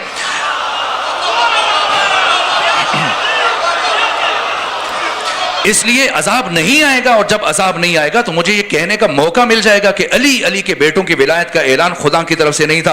लेकिन जैसे ही इसने कहा, हाथ नीचे नहीं आए थे, फौरन आसमान से पत्थर आया, सर पे लगा, वही गिरा, गिरकर मर गया। और खुद अजीब यह है कि इसने तो अजाब मांगा था, तो आसमान से लोहे का टुकड़ा भी आ सकता था, आसमान से आग का शोला भी आ सकता था, कोई और चीज आ सकती, पत्थर क्यों आया? तो परवरदिगार खुदाए हकीम खालिक के अक्ल के यहाँ सिनखियत पाई जाती है, सिनखियत पाई जाती है परवरदिगार के यहाँ। इसलिए कि जो दुश्मन आया था ये मौलूद काबा का दुश्मन था, और जब काबा को गिराने के लिए अबरहा आया था तो अल्लाह ने अबरहा को हलाक करने के लिए भी कंकर पत्थर का इस्तेमाल किया था, और मौलूद काबा के दुश्मन के लिए भी जिस तरह से काबा के दुश्मन के लिए पत्थर का अजाब आएगा, मौलूद काबा के दुश्मन के लिए भी पत्थर का अजाब आएगा। और इधर हारिस बिन नौमान फारी गिरा, और जैसे ही गिरा एक मरतबा खत्मी मरतबत के लम्हाए मुबारक में जुम्बश पैदा हुई, और अली के चेहरे की तरफ देखा, और सैयदा ज़हरा सलामुल्लाह अलैहा इस मौके पर मौजूद थी। यहां तक कि पैगंबर ने फरमाया, या अली याद रखिएगा, या अली ला युहिब्बुका इल्ला ताहिरुल विलादा वला युबग़िज़ुका इल्ला खबीसुल विलादा। ऐ अली तुझसे मोहब्बत सिर्फ वही रखेगा जिसकी विलादत में तहारत होगी, और ए अली तुझसे नफरत सिर्फ वही रखेगा जिसकी विलादत में नजासत होगी। बात को समेटते हुए मुझे कता याद आ रहा है मरहूम अफसर अब्बास ज़ैदी का, आपके शायर या लाहौर के शायर भी थे, मजालिस भी पढ़ा करते थे। अल्लामा नक्कन के खिताबात को उन्होंने मुरतब किया, जमा किया 5 जिल्दों में। ये अफसर अब्बास ज़ैदी मरहूम माशर खामोश, इनकी किताब है शेर अशार का मजमुआ, क्या खूबसूरत तर्जुमानी की इस हदीस की। ये तो खत्मी मरतबत ने फरमाया कि या अली ला युहिब्बुका इल्ला ताहिरुल विलादा वला युबग़िज़ुका इल्ला खबीसुल विलादा। इन खूबसूरत लफ्जों के साथ हदीस का मफहूम बयान किया, कहा निगाह जिसकी वसीओ बुलंद होती है फकत उसी की नजर बहरामंद होती है, और दिले नजस में समाई कभी न हुब्बे अली, क्यों ये बड़ी ही नफासत पसंद होती है। यहां भी सिनखियत चाहिए मोहब्बत अली के लिए, जिसके लिए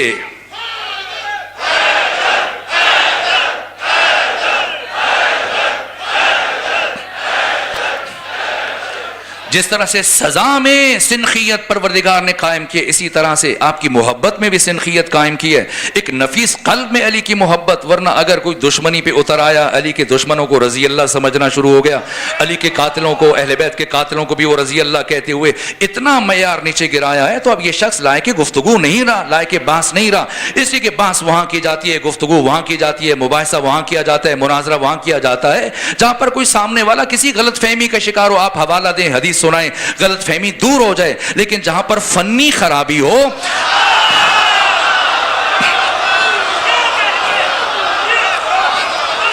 जहां फन्नी खराबी हो, वहां पर फिर गुफ्तगू नहीं होती है, वहां फिर मुबाहिसा नहीं होता, वहां मुनाजरा नहीं होता, वहां पर सिर्फ एक सवाल बनता है। और वो सवाल मोहसिन नकवी शहीद ने बताया कि क्या सवाल करना चाहिए दुश्मन अहले बैत, जो अली की अहले बैत की दुश्मनी में इस सत्ता का आ जाए कि उनके कातिलों की, उनके दुश्मनों की तारीफें करना शुरू हो जाए, और उनके लिए नर्म गोशा रखना शुरू हो जाए, और उनके लिए तहवीलें पेश करना शुरू कर दे, और उनकी निस्बत सफाइयां देना शुरू कर दे कि ये भी अच्छे थे, इनके ये भी करामात थी, ये भी खिदमात थी, ये अच्छे अच्छे काम किए। तो फिर ये शख्स लायक गुफ्तगू नहीं रहता। बस इसे सिर्फ एक बात पूछो कि क्यों दुश्मनी है तुझको अली और हुसैन से, क्यों दुश्मनी है तुझको अली और हुसैन से। फुर्सत मिले तो पूछ कभी वालिदैन से।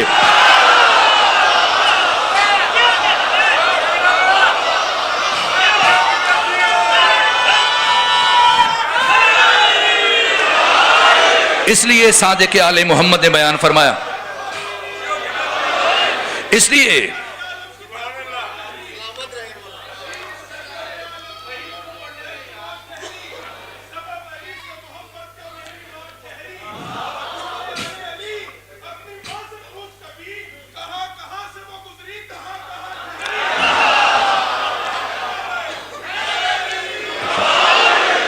خدا سبحان آپ سب کو اپنی حفظ و پناہ میں رکھے. شرمندہ ہوں، وقت ختم ہو رہا ہے، اس لیے گفتگو کو بس سمیٹ رہا ہوں. آخر سوال یہ کہ اللہ نے ذات علی کون ہے جن کے لیے اللہ نے ختمی مرتبات کی رسالت کو موقوف قرار دے دیا؟ ایک امر کی تبلیغ پر ختمی مرتبات امام الانبیاء سید الرسول آپ کی رسالت کو مشروط قرار دیا کہ اگر آپ یہ ایک اعلان نہ کریں گویا آپ نبی نہیں ہیں، آپ کا نبی بن کر آنا نہ آنے کے برابر ہو جائے گا. یہ علی کون ہے کہ جن کی امامت اور ولایت کے لیے، جس ہستی کے لیے حق تعالی نے سیدہ زہرا کو آپ کے دفاع کے لیے اس کائنات میں بھیجا ہے، نظام عظمۂ ولایت کو بچانے کے لیے. یہ علی کون ہے کہ خیر و شر، نیکی بدی، اچھائی برائی، حق و باطل، کفر اسلام کے درمیان حد فاصل قرار دیا. شرمندہ ہوں، وقت ختم ہو گیا، ورنہ ایک وسیع و عریض موضوع ہے، لیکن چند جملوں میں سمیٹ کر سمجھنے کے لیے کہ علی کون ہے اور کیوں حق تعالی نے آدم کو سجدہ کروایا، آدم سے سجدہ نہیں کروایا. آخر عزت علی کا راز کیا ہے، شرف علی کا راز کیا ہے؟ آخر یہ علی کون ہے کہ اللہ قرآن میں فرماتے کہ وما خلقت الجن والانس الا لیعبدون ما اريد منهم من رزق وما اريد ان يطعمون ان الله هو الرزاق ذو القوة المتين. جب اللہ نے انسانوں کو صرف اور صرف اپنی بندگی کے لیے خلق کیا اور پروردگار نے صریح ترین الفاظ میں فرمایا وقضى ربك الا تعبدوا الا اياه، تمہارے رب کا یہ قطعی فیصلہ ہے کہ تم اس کے علاوہ کسی کی عبادت نہ کرو. تو پھر یہ علی کون ہے؟ جب ختمی مرتبہ سے پوچھا گیا بتائیں عبادت کیا ہے، فرمایا علی کے چہرے کی طرف دیکھو، خدا کی عبادت ہے. علی کا ذکر کرو، خدا کی عبادت ہے. علی سے محبت کرو، خدا کی عبادت ہے. آخر ان دو باتوں میں ربط کیا ہے کہ اللہ نے انسان کو اپنی عبادت کے لیے خلق کیا اور جس ہستی نے عبادت کا تعارف کروایا، ختمی مرتبہ پوچھا گیا عبادت کیا ہے تو فرمایا علی کو دیکھو، خدا کی عبادت ہے. علی کا ذکر کرو، خدا کی عبادت ہے. علی سے محبت رکھو، خدا کی عبادت ہے. اے ختمی مرتبہ دست ادب جوڑ کے ہم سوال کرتے ہیں کہ کیا ربط ہے ان دو باتوں میں کہ زیارت علی کی، عبادت خدا کی، محبت علی کی، عبادت خدا کی، ذکر علی کا اور عبادت خدا کی. ان دو باتوں میں ربط کیا ہے اور کیوں حق تعالی نے ذات علی ابن ابی طالب کو ہر چیز کے لیے میزان، مقیاس، معیار قرار دیا ہے؟ یہ علی کون ہے؟ بس چونکہ وقت ختم ہوا تو ایک جملے میں سمیٹ کر اگر کوئی اس راز کو سمجھنا چاہتا ہے تو علی ابن ابی طالب کی لامتناہی، آفاقی، لامحدود، جامع، ہمگیر شخصیت کے لیے جو کلید ہے، اگر کوئی علی شناس بننا چاہتا ہے اور علی کی زندگی کی ابجد کو، الف با کو سمجھنا چاہتا ہے، ورنہ الجھ کر رہ جائے گا. اگر شجاعت کو پڑھے گا، اگر عبادت کو پڑھے گا، استقامت کو پڑھے گا، صفات کو پڑھے گا، سخاوت کو پڑھے گا، سمجھ نہیں آئے گی، حیران ہو جائے گا. اس لیے لازم ہے کہ ڈور کا سرا تلاش کرے تاکہ علی شناس بن جائے. علی کی شخصیت کی اگر الف با سمجھنا چاہتا ہے، اس سے متعلق شہید مرتضیٰ مطہری نے مستقل کتاب لکھی. اس کتاب کا نام ہے جاذبہ و دافع امام علی. علی اس کائنات میں سب سے زیادہ دوست علی کے ہیں، سب سے زیادہ دشمن علی کے ہیں. دوست دوستی میں شدید ہیں، دشمن دشمنی میں شدید ہیں. یہاں تک کہ علی فرماتے ہیں اگر میرے دشمن کو ہفت اقلیم کی حکومت دے دی جائے تب بھی اس سے کہا جائے کہ علی سے محبت کرو تو وہ مجھ سے محبت نہیں کرے گا. کیوں؟ اس لیے میں نے کہا سنخیت چاہیے، جہاں نجاست ہو وہاں طہارت منتقل نہیں ہو سکتی ہے. اور دوسری جانب امیر المومنین فرماتے ہیں کہ اگر میرے محب کو پوری اس طرح سے میں اس کے سینے پر سوار ہو جاؤں اور اپنی چھڑی اس کے ناک پر ماروں یا اپنی تلوار اس کی گردن پہ رکھ کر اسے کہوں مجھ سے اظہار برات کرو ورنہ قتل کر دوں گا، وہ اپنی جان قربان کر دے گا لیکن مجھ سے اظہار برات نہیں کرے گا. اس دوستی اور لامحدود محبت کا راز کیا ہے؟ اس دشمنی کا راز کیا ہے؟ ان تمام تر معیارات کی اساس کیا ہے؟ اس کے لیے استاد حق شہید مرتضیٰ مطہری نے بیان کیا. اگر کوئی اس کا جواب جاننا چاہتا ہے تو پھر علی کی 63 سالہ حیات طیبہ کو پڑھے، علی کی زندگی کو پڑھے کہ علی کون ہے. جب اللہ نے علی کو روح زمین پر اتارا تو اپنا گھر منتخب کیا، خانہ کعبہ کو منتخب کیا. اور یہاں شہید مطہری نے سوال قائم کیا کہ کیا اللہ کے گھر خانہ کعبہ کے علاوہ کوئی دوسری جگہ وہاں پر علی ابن ابی طالب کی نور کا ظہور ممکن تھا؟ تو شہید مرتضیٰ فرماتے کہ شہید مرتضیٰ مطہری فرماتے نہیں، ممکن نہیں تھا کہ کعبہ کے علاوہ کسی اور مقام پر علی کی ولادت ہو سکتی. کیوں؟ راز کیا ہے؟ کسی نبی کی ولادت کعبہ میں نہیں ہوئی، یہاں تک کہ ختمی مرتبت کی ولادت کعبہ میں نہیں ہوئی جن سے متعلق علی کہتے ہیں کہ انا عبد من عبید محمد. پیغمبر کی ولادت کعبہ میں نہیں ہوئی. علی کی ولادت کیوں کعبہ میں ہوئی؟ کہا اس لیے کہ پیغمبر اللہ کے جلال کے مظہر ہیں اور علی اللہ کے جلال کا مظہر ہے، اور اللہ کے اس کائنات میں اللہ کے جلال کے ظہور کی تجلی کو صرف اللہ کے گھر خانہ کعبہ کے کوئی بھی دوسرا مقام تحمل کرنے کی صلاحیت نہیں رکھتا تھا. اس لیے اللہ نے کعبہ میں بھیجا. اور شہادت مسجد میں کیوں ہوئی؟ کہا اس لیے یہ کہ علی اللہ کے جلال کا مظہر ہے اور اللہ کے جلال کی شہادت کے بارے گراں کو سوائے اللہ کے گھر مسجد کوفہ کے کوئی بھی دوسرا مقام تحمل کرنے کی صلاحیت نہیں رکھتا. علی دنیا میں آئے اللہ کے گھر میں, علی دنیا سے رخصت ہوئے اللہ کے گھر سے, جب دنیا میں آئے سجدہ کیا, آخری کام جب رخصت ہو رہے تھے اللہ کا سجدہ کیا. علی کی ساری زندگی ان دو گھروں کے درمیان گزری, علی کی ساری زندگی ان دو سجدوں کے درمیان گزری. اور علی کی ابدیت کا راز کیا ہے اور کیوں اللہ نے علی کو مقیاس, معیار, میزان قرار دیا؟ کہا یہ وجہ ہے کہ ان دو گھروں کے درمیان, ان دو سجدوں کے درمیان علی نے 63 سال گزارے اور ان 63 سالوں کے کسی لمحے کے کسی کروڑویں حصے میں بھی علی ابن ابی طالب نے کسی انسان کو اپنی طرف متوجہ نہیں ہونے دیا, ہمیشہ خدا کی طرف متوجہ کیا. یہ علی کی ابدیت کا راز ہے, یہ علی کی عزت کا راز ہے. ایک لمحے کے لیے بھی نہیں. کتنے ایسے مواقع آئے میرے عزیزوں, وقت ختم ہو گیا, میں شرمندہ ہوں کہ ایسے مرحلے پر آ کر گفتگو رک رہی ہے, لیکن سمجھنا ہے یہ علی کون ہے اور کیوں اللہ نے اپنے سب سے بڑے راز صدیقہ کبریٰ سیدہ زہرا سلام اللہ علیہ کو اس کائنات میں آشکار کیا تاکہ علی کا نام قیامت تک گونجتا رہے. علی کی نام کی کائنات کے شریف انسانوں تک پہنچانے کے لیے, کائنات کے باضمیر باشعور انسانوں تک علی کی محبت پہنچانے کے لیے, علی کی ولایت پہنچانے کے لیے اللہ نے اپنے سب سے بڑے راز کو آشکار کیا. یہ علی کون ہے؟ اس لیے کہ یہ علی جس نے ساری زندگی ایک لمحے کے لیے بھی انسان کو اپنی جانب متوجہ نہیں ہونے دیا. یا ہم چھوٹی سی مسجد تعمیر کر لیں, کسی مسجد میں پنکھا لگوا لیں, اے سی لگوا لیں, دروازہ لگا لیں, 2 جگہ 3 جگہ 4 جگہ, جب تک ہم لکھ نہ دیں اطمینان نہیں ہوتا, تسلی نہیں ہوتی, تشفی نہیں ہوتی ہے. اس ترتیب سے یہ ہماری زندگی, ہمارے سماجی رویے ہیں. لیکن دوسری جانب انسان حیران ہو جاتا ہے کہ علی ابن ابی طالب, میں بچوں کی مثال دیتا ہوں, جس طرح سے ہمارے ہاں بچے شوق سے, اگرچہ ہمارا قومی کھیل ہاکی ہے لیکن بچے شوق سے کرکٹ کھیلتے ہیں, تو کرکٹ میں جس طرح سے 3 ڈنڈے زمین میں گاڑ دیے جاتے ہیں, ایک بلے باز سامنے کھڑے ہو جاتا ہے اور سامنے سے ایک بالر آتا ہے, وہ گیند بازو گھماتے ہوئے نشانے پر, کیوں یہ گیند پھینکتا ہے؟ چھکا لگائے چوکا لگائے نہیں, اس لیے تاکہ وہ سامنے والا جو کھڑا ہے یہ گیند جو پھینک رہا ہے وہ پیچھے جو 3 ڈنڈے ان میں سے کسی ایک ڈنڈے کو یہ گیند لگ جائے. اگر گیند لگ گئی اور کوئی ڈنڈا گر گیا تو اب نتیجتاً اس بلے باز کو میدان سے نکلنا پڑے گا, آؤٹ ہو جائے گا. اور جب وہ آؤٹ ہو جاتا ہے, اگر یہ اتنی مہارت سے, تیزی سے, سرعت سے نشانہ لے کر, ساتھ کر, تاک کر گیند پھینکے اور وہ وکٹ گر جائے اور وہ آؤٹ ہو جائے, تو اب اس کا ریئیکشن کیا ہوتا ہے, اس کا عکس العمل کیا ہوتا ہے؟ یہ میدان میں دوڑنا شروع کر دیتا ہے, چکر لگاتا ہے, اس کے ساتھی اسے کندھوں پر بٹھا لیتے ہیں اور پورے اسٹیڈیم میں بیٹھے ہوئے ہزاروں افراد مسلسل تالیاں بجاتے ہیں اور کلیپنگ کرتے ہیں. اور یہ شخص جس نے اس باؤلر کو آؤٹ کیا, یہ بلے باز بار بار اپنے بازو فضا میں لہراتا ہے اور اپنے مسل دکھاتا ہے. اگر اسے پوچھیں کہ کیا کیا اس نے, یہ کیوں دنیا والوں کو مسل دکھا رہا ہے, کیا کیا؟ ایک وکٹ اکھاڑ لیے, ایک ڈنڈا زمین پر گرایا اور دنیا والوں کو مسل دکھا رہا ہے. یہ ہمارے سماجی رویے. اور وہ علی ابن ابی طالب جو خیبر کے اس دروازے کو جسے 20 لوگ مل کر کھولتے تھے اور مل کر بند کرتے تھے, ایک جنبش دست سے جب علی نے اس دروازے کو اکھاڑا تو اکھاڑنے کے بعد مبادا کوئی علی کے سامنے سجدہ ریز ہو جائے, کوئی علی کے سامنے جھک جائے, مبادا کوئی علی کی طرف متوجہ ہو جائے. جیسے یہ دروازہ جسے 10-20 لوگ کھولتے تھے اور مل کر بند کرتے تھے, علی نے وہ اٹھایا نہیں, اس قلعے سے اکھاڑا ہے. اکھاڑنا الگ ہوتا ہے, اٹھانا الگ ہوتا ہے. اکھاڑنے کے بعد پھر فضا میں اچھالا اور اچھالنے کے بعد کیا کہا, یہ دروازہ علی نے اپنی طاقت سے نہیں اکھاڑا, یہ تو اس کی دی ہوئی طاقت تھی. یہ علی کا کمال ہے. اور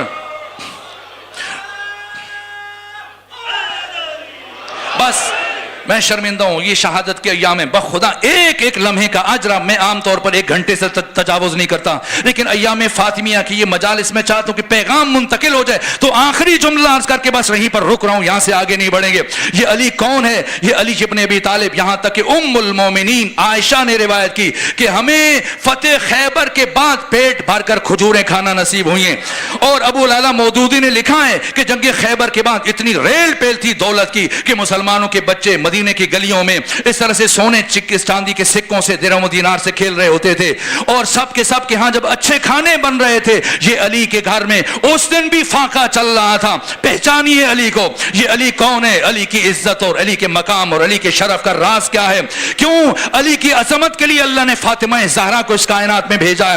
یہاں تک کہ بس آخری جملہ عرض کر رہا ہوں, جب جنگ خیبر فتح ہوئی اور اس طرح سے مال غنیمت بٹنے لگا, ہر ایک کے حصے میں بیش قیمت, چونکہ بہت مال تھا خیبر کے یہودیوں یہودیوں کے پاس, اور مولا متقیان کے حصے میں مرحب جو وہ زرعی قیمتی انمول چادر اوڑھتا تھا, سونے کی تاروں سے بنی ہوئی قیمتی ترین چادر. مولا متقیان کو ختمی مرتبات نے کہا یہ آپ کا حصہ ہے, آپ نے مرحب کو قتل کیا. اور جیسی سونوں سے بنی ہوئی وہ قیمتی چادر مولا متقیان کے حصے میں آئی اور حضرت لے کے چلے, تو ایک مرتبہ جس کی نگاہ پڑ رہی تھی آنکھیں خیرہ ہو رہی تھی, ہر ایک کے دل میں یہ خواہش اٹھ رہی تھی کاش یہ چادر مجھے مل جائے, کاش یہ چادر مجھے مل جائے, کاش یہ چادر مجھے مل جائے. اور ایک صحابی روایت کرتا ہے میں علی کا مزاج آشنا تھا, مجھے پتا تھا کہ علی یہ چادر گھر نہیں لے کے جائیں گے, علی کو دنیا کی ان سونے چاندی سے چیزوں سے کوئی شغف نہیں ہے, اس لیے میں علی کے ساتھ ساتھ چلنا شروع ہو گیا. اور ہر تھوڑا وقت گزرنے کے بعد میں اس چادر کا تذکرہ شروع کر دیتا تاکہ اپنی دلچسپی ظاہر کروں, اور علی کہے اچھا اگر تمہیں اتنی پسند ہے تم رکھ لو. ہر چند کلومیٹر کے بعد میں کہتا علی کتنی عمدہ چادر ہے, کتنی اچھی چادر ہے, کتنی بہترین بناوٹ ہے,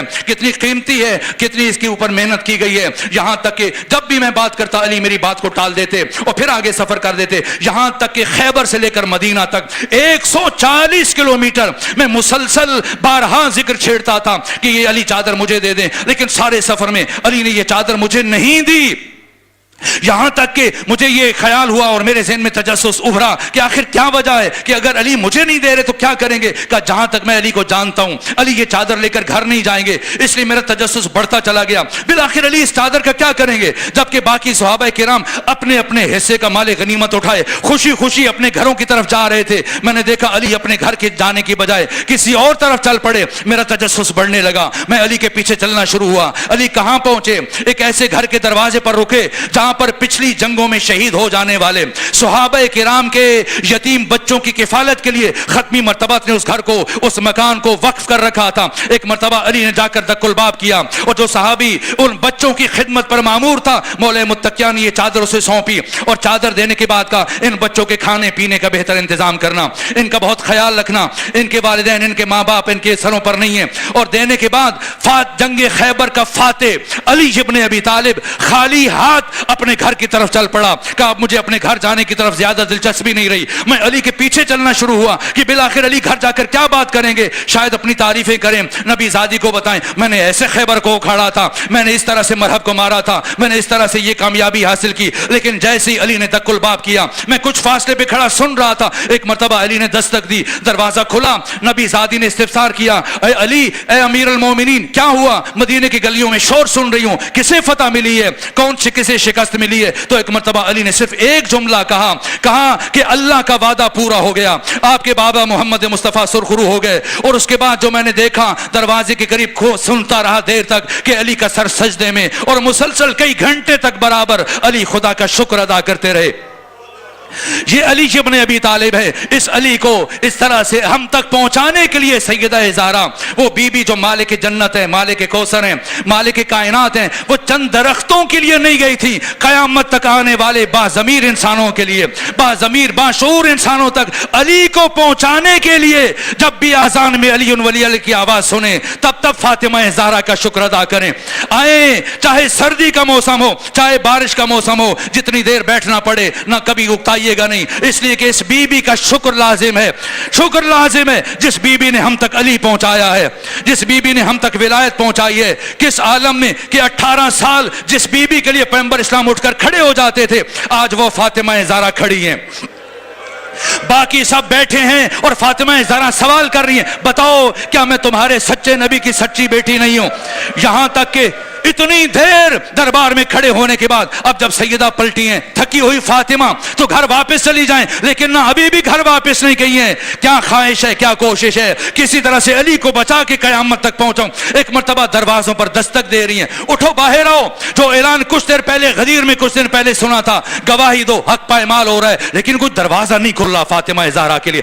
ایک دروازہ کھلا, کس نے کھولا, معاذ بن جبل نے دروازہ کھولا. جیسے دروازہ کھولا دیکھا سامنے نبی زادی کھڑی ہیں. کہنے لگا آپ کیوں کھڑی ہیں, کہا کہ مجھے بولا لیا ہوتا, خود کیوں زحمت کی ہے. ایک مرتبہ سیدہ نے فرمایا معاذ چھوڑو ان باتوں کو, اور کچھ دن پہلے جو غدیر میں اعلان سنا تھا اور مسجد نبوی میں آ کے گواہی دو. معاذ کہنے لگا نبی زادی جب سارا مدینہ خاموش ہے تو اکیلے معاذ کی گواہی کس کام کی. فرمایا معاذ باقیوں کو چھوڑو, تم نے سنا ہے تم گواہی دو. کہ نبی زادی مجھے معاف رکھیے, میں یہ کام نہیں کر سکتا, یہ سننا تھا. بی بی کے چہرے پر جلال آیا. فرمایا معاذ یاد رکھنا جب تک زندہ رہوں گی कभी जिंदगी में तुझसे दोबारा कलाम नहीं करूंगी। बीबी ये कहकर रुखसत हो रही थी। एक मर्तबा मुआज बिन जबल का बेटा घर में दाखिल हो रहा था। जैसी बीबी का ये आखिरी जुमला उसके कानों से टकराया, घबरा गया और घबरा कर बाप से पूछा, नबी ज़ादी क्यों आई थी? कहा नुसरत तलब कर रही थी। कहा आपने क्या जवाब दिया? कहा मैंने उज़्र खाई की। कहा फिर नबी ज़ादी ने क्या कहा? कहा उन्होंने ये कहा, जब तक जिंदा रहूंगी कभी जिंदगी में तुमसे दोबारा कलाम नहीं करूंगी। ये सुनना था। मुआज बिन जबल का बेटा उल्टे पांव वापस मुड़ा। बाप ने पूछा कहां जा रहे हो? कहा जिंदगी में मैं इस घर में कभी कदम नहीं रखूंगा।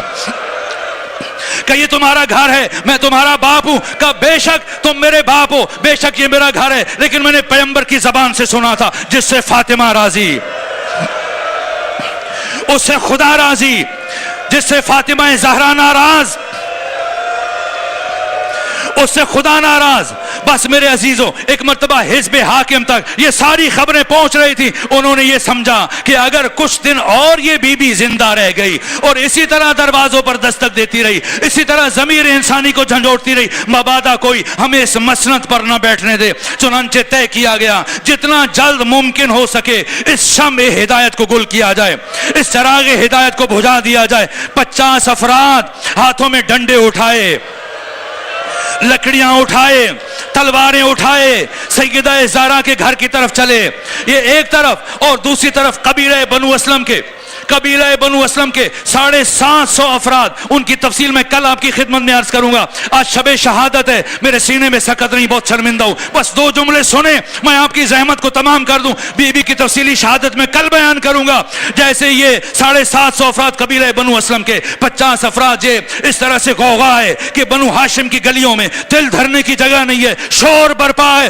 वो दरवाजा जब पैगंबर इस्लाम खड़े होकर देर तक कुरान की आयतें पढ़ते थे, आवाजें बुलंद हो रही हैं। किसी ने दस्तक दी। एक मर्तबा मौला मुत्तकियान उठे दरवाजा खोलने के लिए, लेकिन सैयदा ज़हरा ने दस्ते अदब जोड़ दिए। कहने लगी, ऐ अमीरुल मोमिनीन, जब तक मेरे बाबा मोहम्मद मुस्तफ़ा जिंदा रहे कभी मेरे बाबा ने तलवार नहीं उठाई। हमेशा आपने मेरे बाबा का दिफा किया। क्यों? इसलिए कि उस वक्त रुए जमीन पर हुज्जत खुदा मेरे बाबा थे और आज रुए जमीन पर हुज्जत खुदा आप हैं। इसलिए आप खुद अपने हक में तलवार नहीं उठाएंगे, आज नबी ज़ादी आपका दिफा करेगी। आज नबी ज़ादी आपका दिफा करेगी। अब अली पीछे हटे, फातिमा ज़हरा आगे बढ़ी। किसी की आवाज बुलंद हुई कि अली को बाहर भेजें, वरना हम इस दरवाजे को आग लगा देंगे। एक मर्तबा सैयदा ने पूछा, उस घर को आग लगाओगे जिस घर में तुम्हारे नबी की बेटी रहती है? कहने वाले ने कहा, चाहे रहती रहे, हम घर को आग लगाएंगे। अब मुझे मुआफ कीजिएगा, ये कयामत का मरहला है। इस शख्स ने कुल्फुस से कहा, आगे बढ़ो, दरे फातिमा को आग लगाओ। शेख अब्बास कुम्मी साहिब मफातिउल जनान ने बैतुल अहज़ान में लिखा, एक मर्तबा आग लगी, दरवाजा जलने लगा, लेकिन यह शख्स गुस्से में इतना बिफरा हुआ था, इसने दरवाजा जलने का इंतजार नहीं किया। जलते हुए दरवाजे को ठोकरें मारना शुरू की, ठोकरें मारना शुरू की। ऐ लाहौर के गयूर मोमिनों, जो अपना आराम मसरूफियात छोड़कर शबे शहादत सैयदा ज़हरा का पुरसा देने के लिए आए हो, अपने दिलों पर हाथ रख के बताओ, क्या वो दरवाजा जमीन पर गिरा? क्या जमीन पर गिरा? काश जमीन पर गिरा होता। लेकिन इमाम ज़माना फरमाते, मैं उस लम्हे को कभी नहीं भुला सकता जब मेरी दादी फातिमा ज़हरा जलते हुए दरवाजे और दीवार के दरमियान थी और 50 में से 11 अफराद इस दरवाजे को रौंदते हुए अंदर दाखिल हुए और सैयदा की आवाज बुलंद हुई, फिजा मेरी मदद को आओ, मेरा मोहसिन शहीद हो गया। फिजा मेरी पसलियां टूट गई, फिजा अली को ना बताना। बस आखिरी जुमला अर्ज करूं मेरे अजीजों, अब सकत नहीं, आखिरी जुमला।